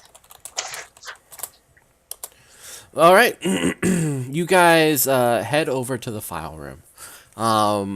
Like many file rooms, it has the boring carpet underneath you that's very short and has these kaleidoscope designs on it, but really it's on a brown backdrop, so much of the vigor of the shapes and colors are lost to it. But there are these metal file cabinets along the wall and in the center. And as you guys start looking around through them, you do find Mehalona's file, but it's listed as classified, and the file is empty. Well, great. Yeah, perhaps do you have any way to see who's been using this file? Maybe, I don't know, look for fingerprints or something like that. Well, we usually have something a little bit better than fingerprints because Kyoka is a stickler for the rules. So she has this logbook. And anytime anyone accesses a file or anything for research, they have to log in what file that they accessed and what time they accessed it. So we can look in this log to see who the last person was who accessed this HNCP 003. Well, sounds like a great idea. Let's go to the logbook. All right. So Yeah, you guys head over to the logbook. It's just outside on a desk that's pretty close to the file room. Pouring through it, you see that this, along with several other documents concerning Mehalona, were transferred to the classified file room several years ago. years. Usually when they make a file transfer like this, they let everyone know. So it's unusual that all this stuff happened, that this transfer happened and nobody knew about it. Mm-hmm. I'm new. I don't have access to the classified files area. So I'm going to say that, and I'm going to look at Naomi because she should have master keys as the custodian. Right. Strangely, none of you guys actually have access to the classified area. Even Naomi, whose job is to take care of this place at night, she has never been past a door that she knows is classified. Not very good at my job. So we don't even know about a room that's classified? No, you do. You definitely know where the classified area is, but Naomi has not been there, nor has anyone else. Well, I mean, I guess the only thing to do is try to go for it. Yes, I guess we're searching every door. Yeah, I mean, you guys know the general area for it, and eventually you come upon several doors which are locked. So I would say probably the one with the most security, the heaviest lock, is probably the classified one. So. And there is one which has a denser door to it, which you guys believe. Deduction here. Mm-hmm. So I'm gonna focus on that one, but it's locked. So Naomi doesn't have a key. So I'm just like, what do we do, guys? I could try to pick the lock. As a security, I think I might just look this way for now. I'm really cleaning. Do you have anything that Naomi can use as a lockpick? You usually have a lot of, I don't know, tools. You're talking to Naomi, aren't you? She's the one who has all the... I know. I'm sure. Hold on. Oh, okay. You probably have something. I'm sure there's a bobby pin in my back. Yep, pocket. there is. Yep. I'm gonna roll. Is it Dex and Larceny? 2 successes. All right, perfect. That's exactly what you need to do. 1 success to open it, and 1 success to do it in a stealthy manner. You open it with just a peep, and peering in, it's dark. It looks very much like the other cabinet room, almost ridiculously like the other cabinet room. Okay. Try to find the light, see, or All right. You are able to turn on the light. All right, so How's the I dust? mean, Like people actually come here and use it? Rarely. it's dusty. It is very dusty. Okay. All right. Well, since everything looks the same, I mean, we probably will find the file in the exact same spot where it should be, I suppose. all right, well, I'm gonna start looking because that's what I do best. All right. You guys go to the area you initially were searching for the Mehalona file, but in this room, of course. It's not in the exact same spot, but it is in a close area. And you find Mehalona Kioni's old personnel file. It describes her date of birth, place of birth, his gender, marital status, highest education. The things that stick out to you guys, though, is BBH-027, human exoskeleton through gene splicing. HNCP-003, increased pain tolerance and obedience through implementation of maritime DNA. MQP-001, lightweight armor from Caryocris gigantris spider silk. Employment forcibly terminated after infection. Body has not been retrieved, both to prevent spread of infection and inquiries as to cause of death. And so that's the first file you gain, which is just her personnel file. There's another file, which is titled HNCP-003. Its status So is... that's the one that we're looking at. Exactly. Its status is closed 2/07, 1952, reopened by, and it's redacted. Project leader Ian McAllister. Scientists Kyoka Kalua, Kiani Mehalona, and Jane Chastings. Overview. HNCP-003 seeks to infect subjects with Hospio Moriana cerebricaga to increase both pain threshold and compliance. And I probably butchered those two scientific things. Previous experiments, known as the brain eater eel, have resulted in subjects becoming compliant as long as they are fed fat-rich foods and allowed to watch movies. Neither of these are sustainable behaviors for our subjects. The brain eater eel consumes the host's brain, leading to erratic and eventually self-destructive behavior. Parallel studies of HNCP-047A and HNCP-047B indicate this cycle can be slowed with sufficient mental stimuli and independence prior to infection. Unfortunately, independence is not a trait valued in our subjects.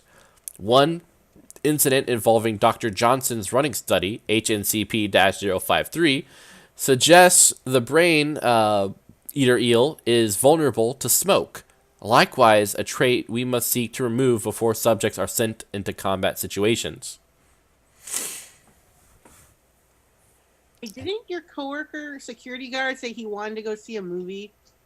Well, the drive-in cinema is actually playing tonight, and that's probably where most of these will be. I mean, but we gotta, I guess, smoke them out. Yeah, so the volcano's smoking. If we can somehow pull that smoke down, I don't know anything about wind patterns or weather. That would be so difficult. I don't think we have the So, as technology. you guys are talking, you guys start to hear footsteps coming towards you. Oh God, we gotta get out of here. I'm taking this with us though. I'm not letting this research go. All right. But like quickly, let's all get out and act normal. How with the footsteps that are coming, though, how nearby they are? Because if they see us exiting this room, whoever it is might, know something's up. It sounds far enough away that if you kind of slipped out and moved down the hall real quick, you're pretty confident you could stay out of sight. Okay, we do that. Well, I do. Yeah. I'm gonna follow. All right, you guys head down the hallway, crouching down and peering over, and you guys see Dr. Kalua kind of look around and then move forward. What do you guys do now? She doesn't seem to be infected. But she is one of the people involved, isn't she? Yes, she knew about this the whole time, and she took steps to cover it up. I mean, I really wouldn't trust her at all, but should we follow her or should we figure? I mean, who's going to believe us? What are we going to do? We're just 3 of us. Well, so we could do, how about you guys stay here and I'll go talk to her and act like I'm just asking her about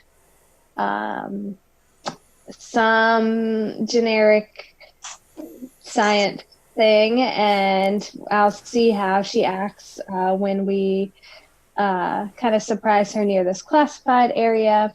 And then if she is acting shifty, I'll try to confront her about it because she owes me.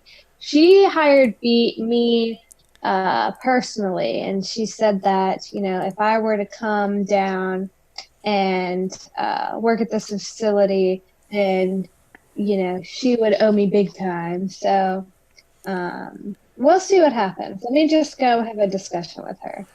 Also, just to clarify, in that the thing we are looking at, did it say how if there was a contagion issue, like how it was transferred? It did not. Yeah, I think it state more that they perform these experiments, and that's pretty much it, I think. All right. Gabriella goes up to Dr. Kalua, who in turn kind of looks at you with a question in her eyes. What are you doing here, Doctor? I know it's a little late, but I got caught up in doing some extra research. You know how it is. But you're usually gone by now. Oh, well, several projects to work on, just the same as you. Yeah. It's kind of odd, though, that our projects aren't really, coinciding and coming together. I thought we were going to be working cohesively. I assure you it might seem that way, but there is a cohesion that you have yet to understand about this place. You'll get to it in time.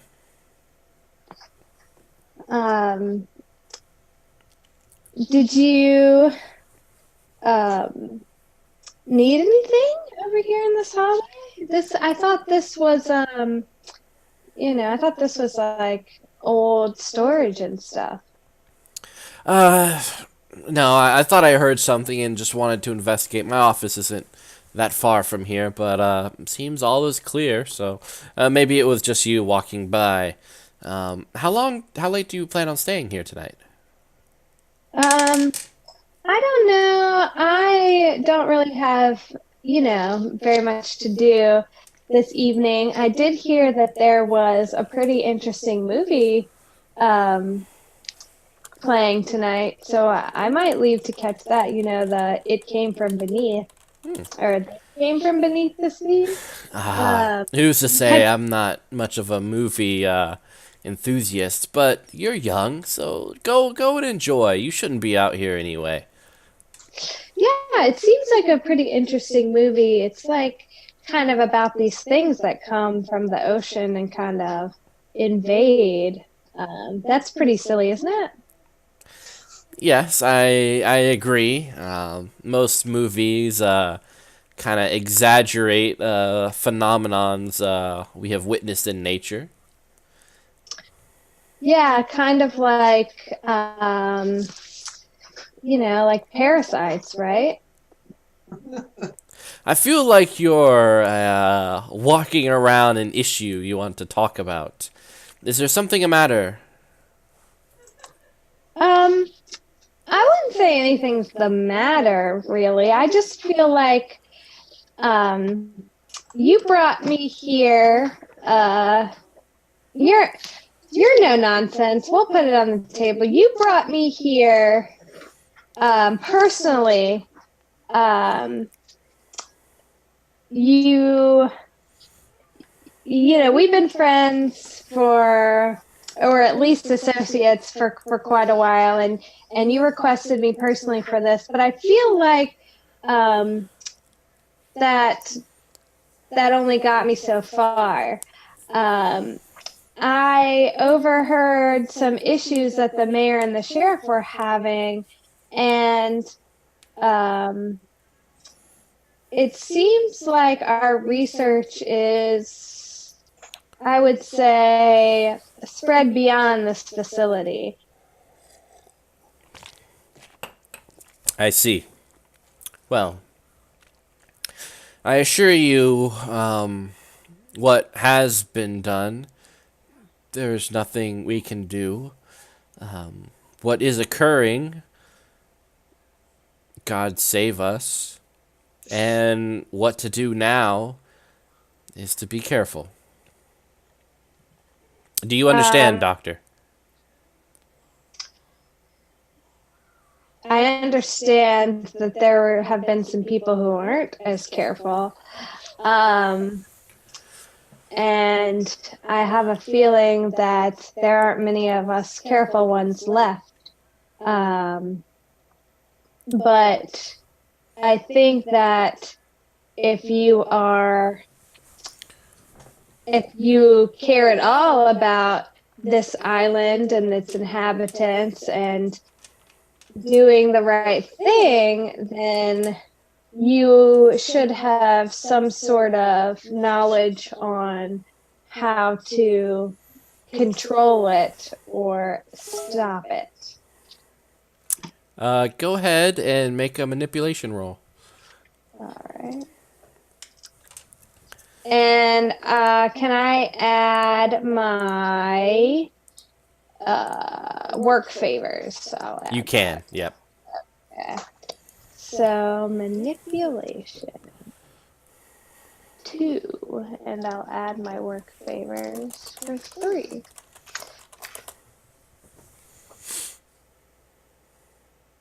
One success.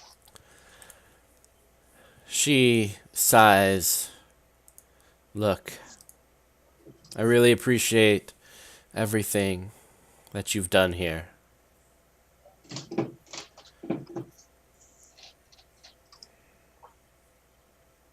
I suggest you get on the next plane and leave. And she kind of takes your hand and shakes it, and there's something about the way she looks at you. It's almost a sadness to it as she walks away. You get a rewrite, though. Okay.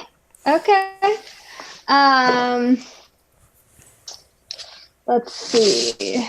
One rewrite. I guess I will. So the rewrite is different than the directorial control. So you guys have a total of 2 rewrites right now. Rewrites can allow you to re-roll a test, but its big things are cinematics, which have a broad amount of things they can do, but are pretty cool.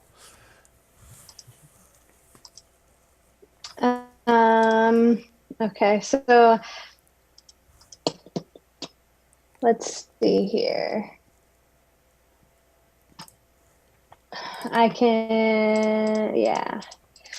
All right, so this will be the first, let's see. This will be the first time I attempt the cinematic type.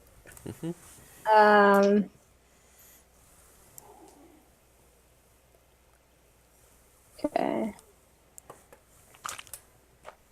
So how many rewrites do I get? So you guys have a pool that Oh, you guys all use, and you guys have a total of right. 2 right now. Okay. So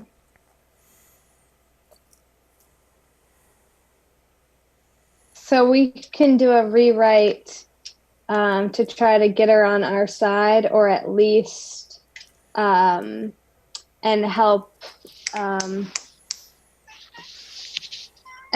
arrange some smoke coverage of the island, or we can at least get like a contingency plan that they may have had to fill the island with smoke, to try to see that.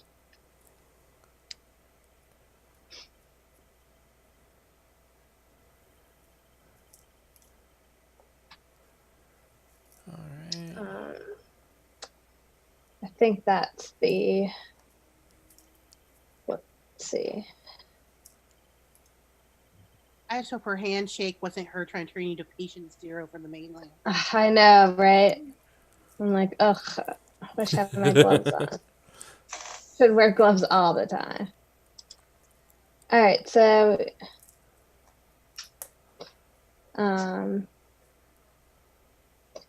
okay, so I can use rewrites to add to my dice pool, right? Mm-hmm. That too. So so I can either, I guess, try to we could let this go and we could add those rerolls somewhere else, because I've spent a lot of time in this dialogue, and we kind of want to cut to the dialogue and get to some action in a movie. So what I'll do is I'll just let it go, and what she doesn't know is that I have all the files, and she doesn't know I have the samples. So I'll go back to the group and tell them that we should go back to my lab and test out smoke on the samples, and try to come up with ideas on how to cover the island with smoke, or maybe just get all of the townsfolk into one area and smoke them out.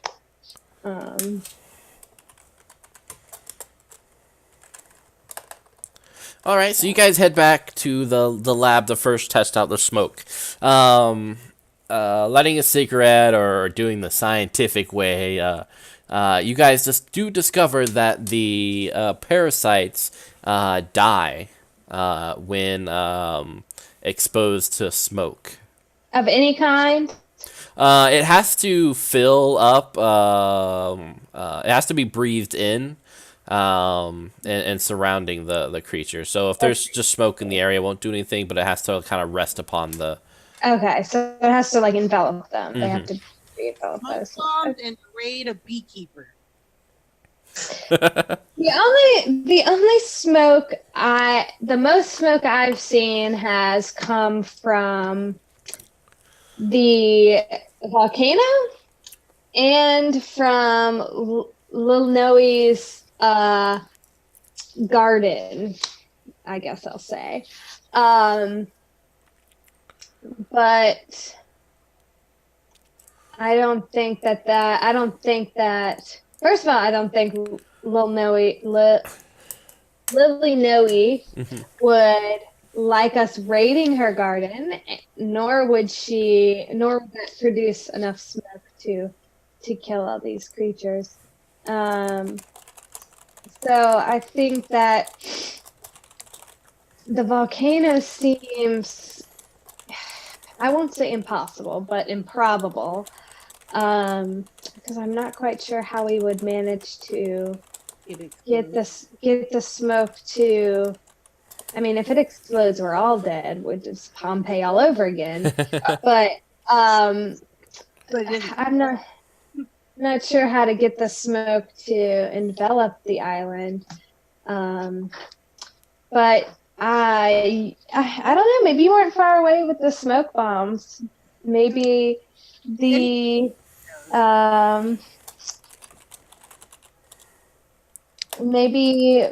sheriff has something. Yeah, I mean, I don't know, smoke bombs. Also, if you want something bigger than just a childhood firework, there's smoke bombs, and then there's smoke grenades.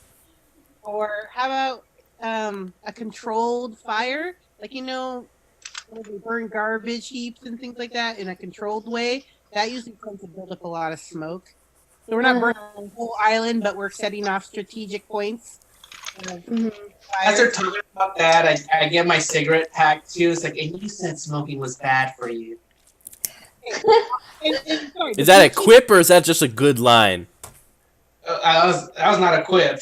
Just a good line. I like it. Yeah, it is. But I'm willing to take that back if we can save all these townsfolk. I'm about to do a backpack for a beekeepers thing, the little right. You smoke to keep the bees away. Yeah. I feel like it's a good personal safety device for what we're currently dealing with. It won't solve the problem, but it might help us get away. Well, so smoke bombs can be made pretty easily with the stuff that we have here. It's just an oxidizer like potassium nitrate and a fuel, which is usually sugar, and a moderator, sodium bicarbonate, to keep the reaction from getting too hot. And all of those things that we kind of have here. So, we can put together an oxidizer, a sugar, and a moderator pretty easily, but keeping it quite easily, keeping it contained and then having a controlled ignition is an issue. So I guess I can. Let's see. If we have know where they might be. If they like movies, they're likely gonna be at the drive-in.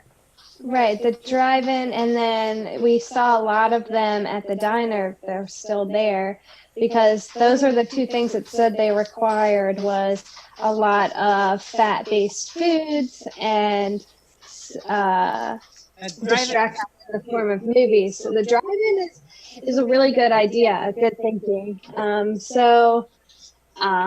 Why don't we put together some of these chemicals and we can put them in, I guess, what do you guys think? What should we contain them in? We're looking for throwing or just setting in certain spots. Well, I guess either way it doesn't matter because if we set them or if we throw them, it'll smoke out, so it doesn't matter. Okay. We just have to make sure that we don't add the oxidizer and the fuel too early. So I guess what we should do is maybe we can I'm thinking one with is what I was thinking. what? We have some glass bottles here, so maybe we can fill up the glass bottles, some of them with oxidizers, some of them with fuels and the moderators, and when it's ready, throw them both together, and the combination will make the smoke.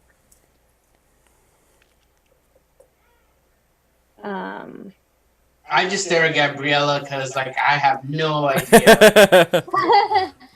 I'm in full thought process mode because we still need an ignition source, but we're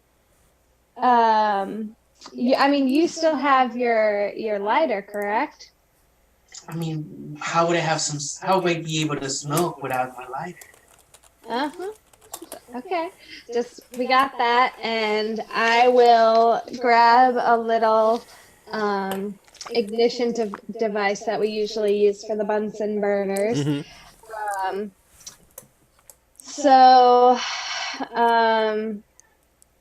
Let's see. So looks like what we can do is probably put all of this in just paper bags and then roll them tightly and ignite it, and no matter where we send it, it should create a pretty copious amounts of smoke for a length of time. Will a bullet perhaps be able to light it from a distance? I mean, I don't know. I don't think so, because there would be no ignition when the bullet pierced the bag, and the piercing of the bag might have the oxygen and the air releasing too quickly from it would kind of make it all the smoke dissipate more quickly. But your lighter would work great, and any other ignition source that we could find. On an island, let's go down to the docks. We grab a flare gun off of a boat. The flare won't go out.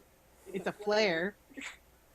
Okay, yeah. I mean, I'm not trying to burn the whole town down, but I mean, I guess Well, a flare's not gonna burn the town down, Miss Scientist. a burnt living town is better than a dead one. So that's fine with me. You guys can work on the ignition sources, and I can put the formula together.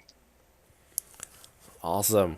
All right, we're gonna do a montage as you guys race to get the parts required to get this final plan enacted. So for Gabriella, you are rolling science and intellect. Okay. Kayla and Naomi,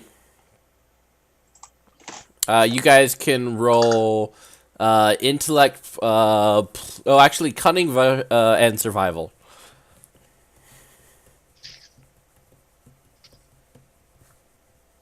All right. For science, I have 5. For intellect, I have 5. So that's 10. I've rolled, and I got 2, 4, 6, 7 successes. Oh, jeez. I want your dice roller so bad. I got 3 10s and a 9. Oh my gosh. That's pretty. I got 2 successes. I have 1 10. All right. I got 1 10, so 2 successes. All right, cool. So we're going to use all those successes and say you guys do it in a very masterful manner, in a very quick manner, too. It's not even by the sun hasn't even rose yet as you guys come together with these items, a total of 3 that should cover the town. You guys have your ignition materials, and all that is left is to place them on 3 separate locations in the town that you are pretty sure will get all the townspeople. So one has got to be you said the drive-in, right? And we saw many of them gathered at the diner, so one's got to be there. What's the third one? Well, I mean, we just have to figure out a way that it'll spread to the whole town, not just exactly in those spots. Right. Yeah. So you guys are pretty the drive-in, the diner, and probably the apartment area, the housing. Right, where everybody was watching the TVs. So altogether, that should, with the, I mean, since we're right on the water, the breeze from the ocean should move pretty quickly throughout the island. Exactly. And coat it all.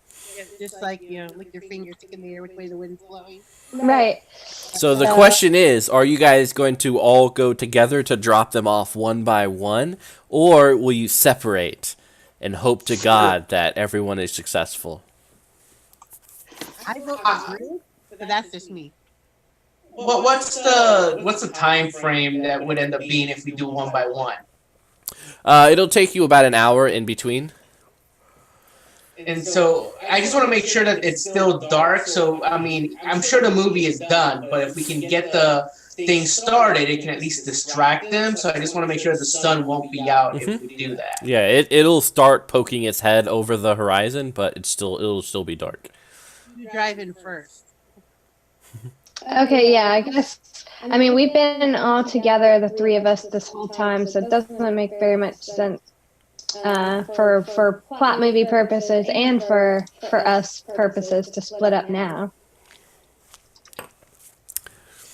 So let's do the drive-in first, and then we'll move to the diner, then to the apartments. All right. You guys exit the facility, knowing that tonight might be your last night. As you head towards the drive-in theater, the streets are once again empty. As you get closer, you guys feel another tremor in the ground as an earthquake hits, and shakes the ground around. Some of the glass breaks, but then it is quiet again. And then the alarm sounds, sirens in the distance, and you see angry plumes of smoke rise from the nearby volcano Mal. But other than that, the streets are empty. You see the occasional stray dog, which kind of looks at you guys and wanders off again. We have to get this taken care of now. Or Ma will take care of it for us. Yeah. Yeah. And just as you guys move towards this four-way crossing, you look to your right, and there are a group of 15 townspeople staring at you. What do you do? We love movies. We've got to... How far away are we from the drive-in? You're not that far. You're pretty close. All right, I We say. should just sprint for the drive-in and hope that if they follow us, the movie distracts them. I think that'd be the best. We best be ready to run. I'd say. All right, and you guys start to run, I assume, as they look at you and start running after you. Their hands stretched out to grab you. Everyone, so this will be a teamwork action, but it will be an extended one with a difficulty 1. So how they do is extended teamwork actions they set a milestone and a difficulty. The difficulty is what you have to get on one of the rolls. It doesn't matter which.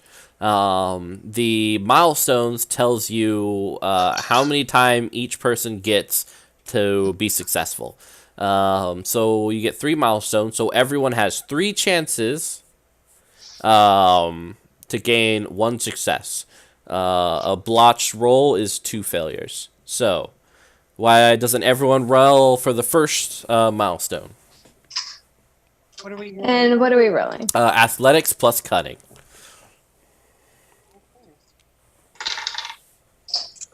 Okay. What'd you get? I got a 10, 9, and a 10. So And I got a 2, an 8, and an 8. A 9, 9, and an 8. I want these rolls in my games. A 3, a 2, and a 6. Awesome. We're some heroes here. We gotta be going. So you guys ditch them, racing down the alleyways and jumping over fences, and eventually land your way at the drive-in theater.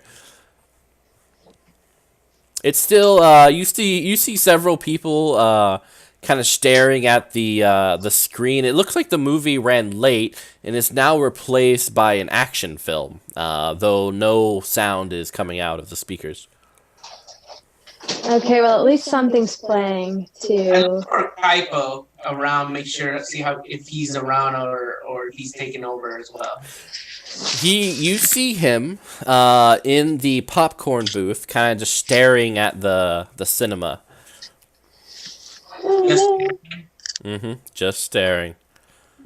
I want to go ahead then. I mean, with Kayla, being friends with Kaipo and being so big in movies, I would assume that she may know how to work the projector and make. He said it was just a button, so make sure that it continues running on a loop or something. So you're gonna try to talk to him?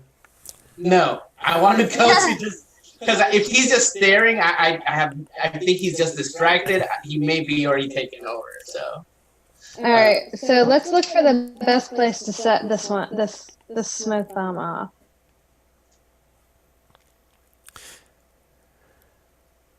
All right. So did you want to put it on a loop? I do. All right, cool. So yeah, I would say you've been like, in your mini actually, this will be a good time. So you can spend one rewrite to insert a flashback deleted scene. Okay. Sure. So in this rewrite, I want to go back to that beginning scene that I had with him. Uh huh. And since we were talking about how, who is gonna run it, if we're on a date, and so I want to be like, well, I mean, I'd love to see how it works, because maybe I can get it started, and then we can go ahead and watch the movie together. Yeah, and he he goes up to the machine and says, "Yeah, you flip this switch," and as he does, he takes off his jacket. The white shirt, he's always sweating for some reason on camera, and not like in a disgusting way. It just looks like his white shirt is always damp, so that you can just see like the abs and the well-toned body underneath. Is this cast by Zac Efron? Is that? Yes, it is. Okay. A 1950s Zac Efron. And even as he flips the switches and everything, you can see like his muscles kind of bulge as he flips one, and he has to move this object, maybe some of the reels, and he'll move it closer for you so that you can pick it up and place it on a thing. But he shows you how to put it on a loop, and not many people will see this scene, but if anyone wonders why you suddenly know how to put the reel on the loop, people are like, well, haven't you seen the deleted scenes? All right. That's awesome. So you flip on the reel so that it goes over and over again. And you guys were able to set off the first, or prepare the first site in the center of the cinema. Are you guys going to light it now? Is there? I don't know. I mean, since we have all these, is there a way to set it from afar so they all go off at the same time? I don't know how crafty we were. Something. It's probably better if we just light them. It takes a minute for the chemicals to react and then to release the smoke. So it's okay to light it and then move away. But as soon as we light it, we need to head to the next one. Okay. All right, excellent. So you guys light up the first one. A few of them start to kind of like look at you, but then they're kind of like just, someone on screen fires a gun, and suddenly their eyes are back on the drama playing out on the cinema. And you guys race towards the second location, which I assume will be the apartments or the diner. The diner. All right. As you guys move closer, you will need to make another, what was it? Athletics plus cunning check to get by the mass of these townspeople who look like they're looking for you guys. All right. Let's see what my athletics and.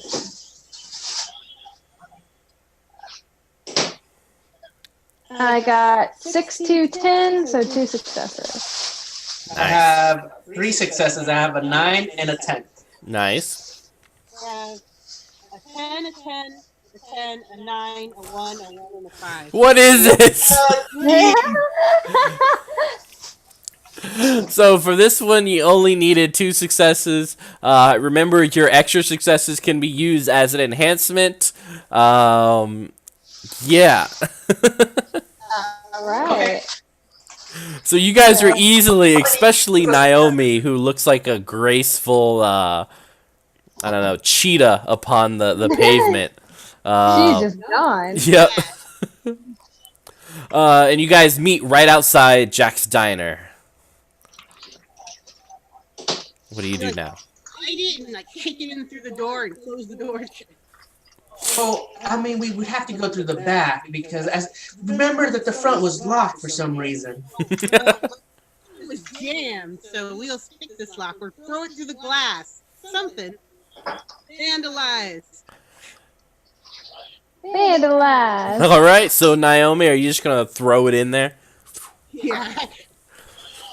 All right, I'm assuming we light it, so when it starts, Yeah. it'll be okay. all right, you guys light it and toss it in, but let me tell you, people are not happy. You see about 10 people kind of burst through the glass, racing towards you guys. You guys can give me another athletics my and cunning God. to try to chase them off, or not chase them off, but get out. Run away from them. You said another athletics, Connie? Still 9 and a 10, so 3. Those dice are. You need to keep those dice. Yeah, remember to keep your dice and use them for enhancements. 4 for me. I got is an 8 one. Yes. All right, so I got 2 8s and a 1, so 2 successes. Nice. All right, you guys are able to jump across this fence in the alleyway that puts some distance between you and them. You start to. It almost sounds like they're communicating as you're running. You start to see people coming from the alleyways and even in front of you, and you guys are dashing, trying desperately to get away from them. Further ahead, you see the center of the residential district. The apartments are each alight with this TV reflection, and you see these silhouettes staring at you from the windows. What do you do? We got to figure out how to get this smoke bomb off. Are all their TVs still on? Yep. But now we're more entertaining. I mean, I would assume because it's the 50s, right now it's probably just snow, you know? Yeah. Right. Nothing's It's not on. like it's not like they have 24/7 stuff Yeah. at the moment. Nothing a good American would be watching. Right. They don't have those infomercials. They You said that like they play the American flag and they go signing off. Yeah. Yeah, right. How about we offer like free lard or free hamburgers, whatever that greasy food they want? Yeah, they want fatty food. So I guess, do we still have a rewrite? You do. So we can go back and rewrite that we gathered a bunch of ground beef and mayonnaise and fatty stuff from the diner when we let off that smoke bomb. Like literally buckets of lard. Like just, yeah, I mean like a tub of Crisco, like it's a diner. Now imagine how we ran with those like gazelles. Yeah. You're like, No, she was leaping over things with that stuff. all right, so we cut back to a scene, knowing that the people are communicating that they're on to you, that these last moments are going to be tighter than they've ever been. You think maybe 1 or 2 people should distract the horde with these buckets of meat while the other person lights it. But I guess the question is, who will do it, and will that person ever make it back? I mean, I guess I would say Naomi should probably do it since she has the best athletics and the best, what is it? What do you use to run? Dexterity and athletics. She can run the fastest, but I don't think that I would allow Naomi. You know, I figured this, you know, I'm here. This is where I live. You know, I've been in combat and all that. So I'm going to actually say my quip here and be like, I'll make my final move if it's the last thing I do. And I grab the smoke bomb thing. All right. Wait, you grab the smoke bomb, or are you going to be the distraction? Or the distraction? Yeah. Okay. well, if that case, I want to go ahead and switch it. Yeah, I'll be the distraction. I was like, I came here to fight for statehood and punch aliens, and I'll be the distraction. And that's my. All right. So my question is, do you carry these buckets of grease and meat, or do you pour it on yourself and just say, "Come and get me"? I'm probably not gonna pour it on myself. I'll have it as I go to toss. Okay, cool. Like greasy breadcrumbs all over. You're leaving a trail for them to follow. Yeah. Yeah. All right, excellent. So, the scene diverges in a way as you guys race again towards the residential area. But there are less people following Naomi and Gabrielle as they take a turn towards Kayla as she runs, throwing these pieces of meat down this other street. You see 30 people starting to chase after, running, sprinting. And you guys are able to make it to the residential area and do... What?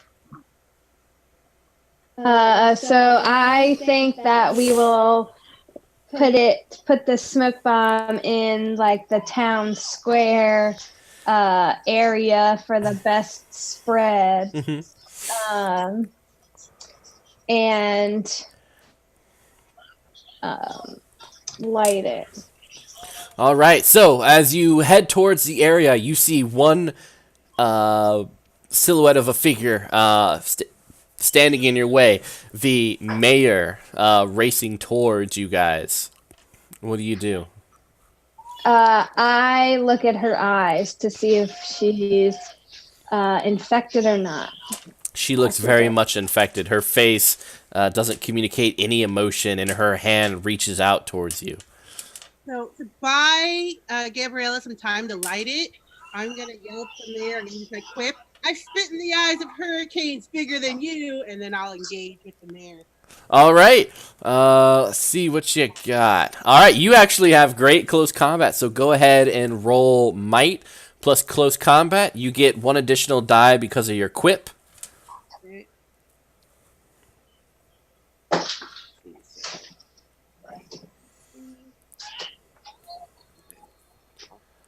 Okay. I have an 8. I have 3 8s, and then a 5, a 2, and a 4, and a 1. So that is 3 successes, right? Yes. 3 successes. So it is an award-winning quip. The trailer shows up, and one of the last scenes they show before like the coming in July shows up. They have you saying, "I spit in the eyes of hurricane bigger than you," as you deck the mayor, clotheslining her as she flips up in the air and lands on the pavement, obviously knocked out cold. Gabriella, you are able to light the match. The smoke from the other two you see in the distance starting to gather and crawl about the streets. Kayla, you were being hounded by these people. Give me an athletics cunning test. The difficulty is 3.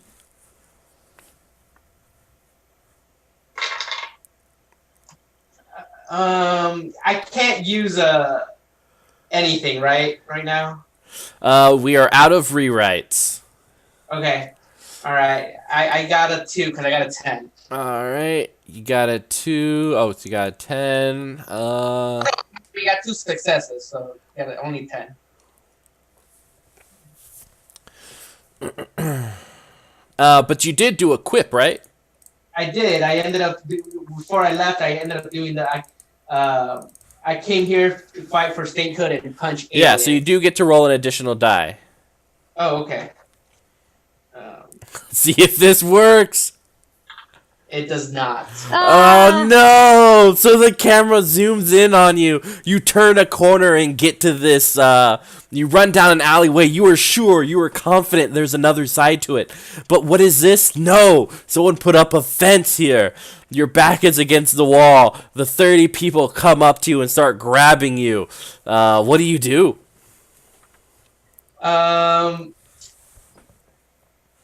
Are we near her or no? I mean, You are I'm not. gonna go and I guess I'll start swinging right now. Because I do know I have nerves of steel for my integrity. It does say it's my resolve is like I am afraid of no fish. So I think I'm gonna just try to physically get my move my way and maybe hopefully spread them so I can go back the other way. All right, I like it. So normally I would call for a might in close combat, but this is not a battle that you know you're going to win without sacrifice. This is going to test your resolve more than anything else, and that goes very well with your trademark. I ain't afraid of no fish. So yeah, you can roll close combat and resolve with the additional 2 dice with your trademark. And could you might use a quip? Well, can I use the same one? You Because can. I came here to fight for statehood and punch aliens. All right, and remember, since this is the second time you used it, you get 2 more dice. Okay, so for my close combat, I get 4 right there. Uh-huh. And for my, you said resolve, not might? Correct. Resolve. Okay, so I have resolve. I end up having 3 there. Mm-hmm. And then your trademark gives you 2 additional dice, and your quip gives you 2 more to bring you up to 11. Oh, nice. Okay. All right. So I go and see. Oh, that's pretty good. I got a 10. All right. I got an 8, a 9, 9, 9. So 1, 2, 3, 4, 5. I got 6 successes. All right. So the camera zooms in as you say, go ahead. Oh, it's like, I came here to fight for statehood and punch aliens. And I just start making my way and going through. So the camera zooms out, and for the moment, we don't know what happens. And we come back to Gabriella and Naomi, probably tired from running, exasperated, deep, heavy breathing as you see the smoke start to spread out. The townsfolk, when they encounter the smoke, they just kind of pass out. Okay. What do you guys do? Follow the curriculums I left. Yeah. So I guess our first thing to do would be to find Kayla. All right, you guys head back. Before that, I'm sorry. I know it probably is too late, but I also had a trope, the hand-to-hand training. That would have probably given me 1 extra die, if it makes a difference. Which yeah, it does. Yeah, go ahead and roll 1 more dice. Okay. So, it was a 9. All right, so how many successes did you have together? 7. All right, cool. So you guys follow the meat down an alleyway in. Oh man, the image before you, it takes your breath away as you see 30 people on the ground, roughed up, and it looks like an epic battle has occurred here. And laying by the fence, probably breathing heavily, sporting several bruises and cuts and such, is a very, very tired Kayla. Nice. How much damage did I take there? So for that, you took 6 damage. All right. Okay. Yeah, and your health tracks only go to 10. So he looks pretty bad. Or she looks pretty bad. All right. So I would use I guess I could use some of my things that I brought from the lab and my medicine skill and patch her up. All right, excellent. So A we'll quick question here, because I know, and this especially for people that this is a new game and everything. When you have the different type of injuries, you have 3 injuries of just a flesh wound, 3 injuries of that'll leave a scar, 3 injuries of last ditch effort, and then 1 injury for don't forget me. And after you reach each one, you do gain a bonus. So I do have a question in here because it does mention, for example, just the flesh wound. Once I finish that, I add 1 die to my archetype, and that'll leave a scar. It says, same. I would gain 2 die. At that point. With my archetype, is that just pretty much what's already on my sheet, or?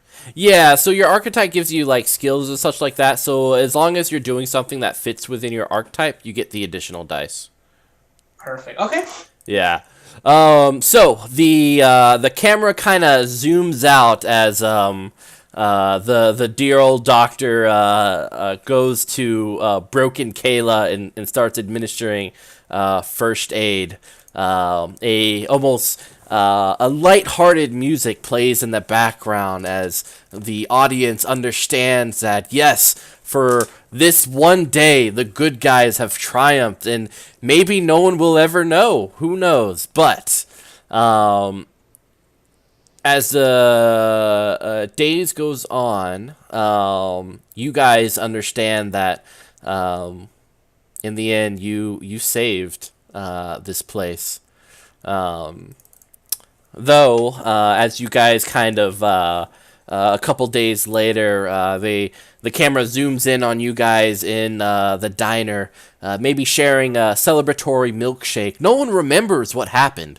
And when you try to kind of explain what occurred, they're like, I don't understand. It doesn't make sense. That's science fiction nonsense. That's not good healthy talk you're speaking.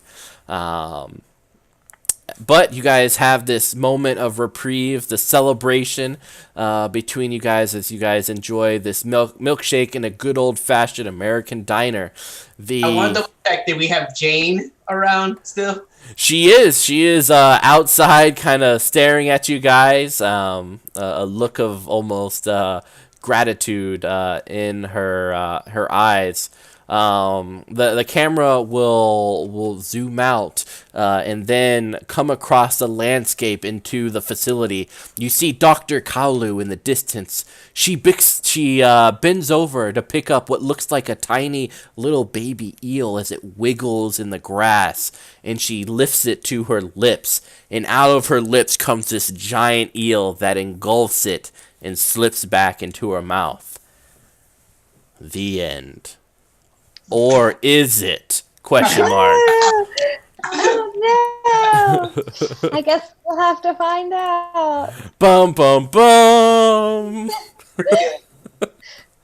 Well, good job, everyone. You guys all survived, despite the attempts and the writers and everything.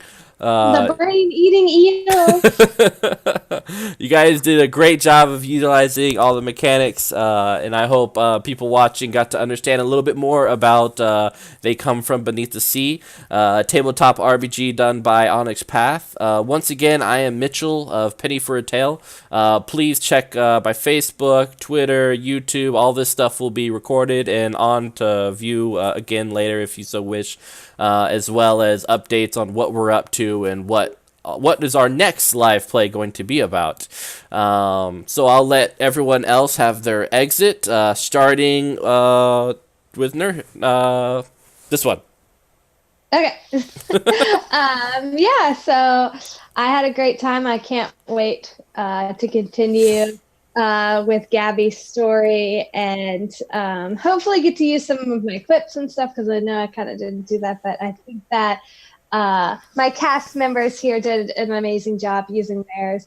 So if you want to follow me as well, I am NerdyNursey on Instagram, and all my links are on my Twitch page as well, which is twitch.tv/NerdyNursey. So I'm definitely planning on doing some more, and I can't wait to see how this saga unfolds for sure.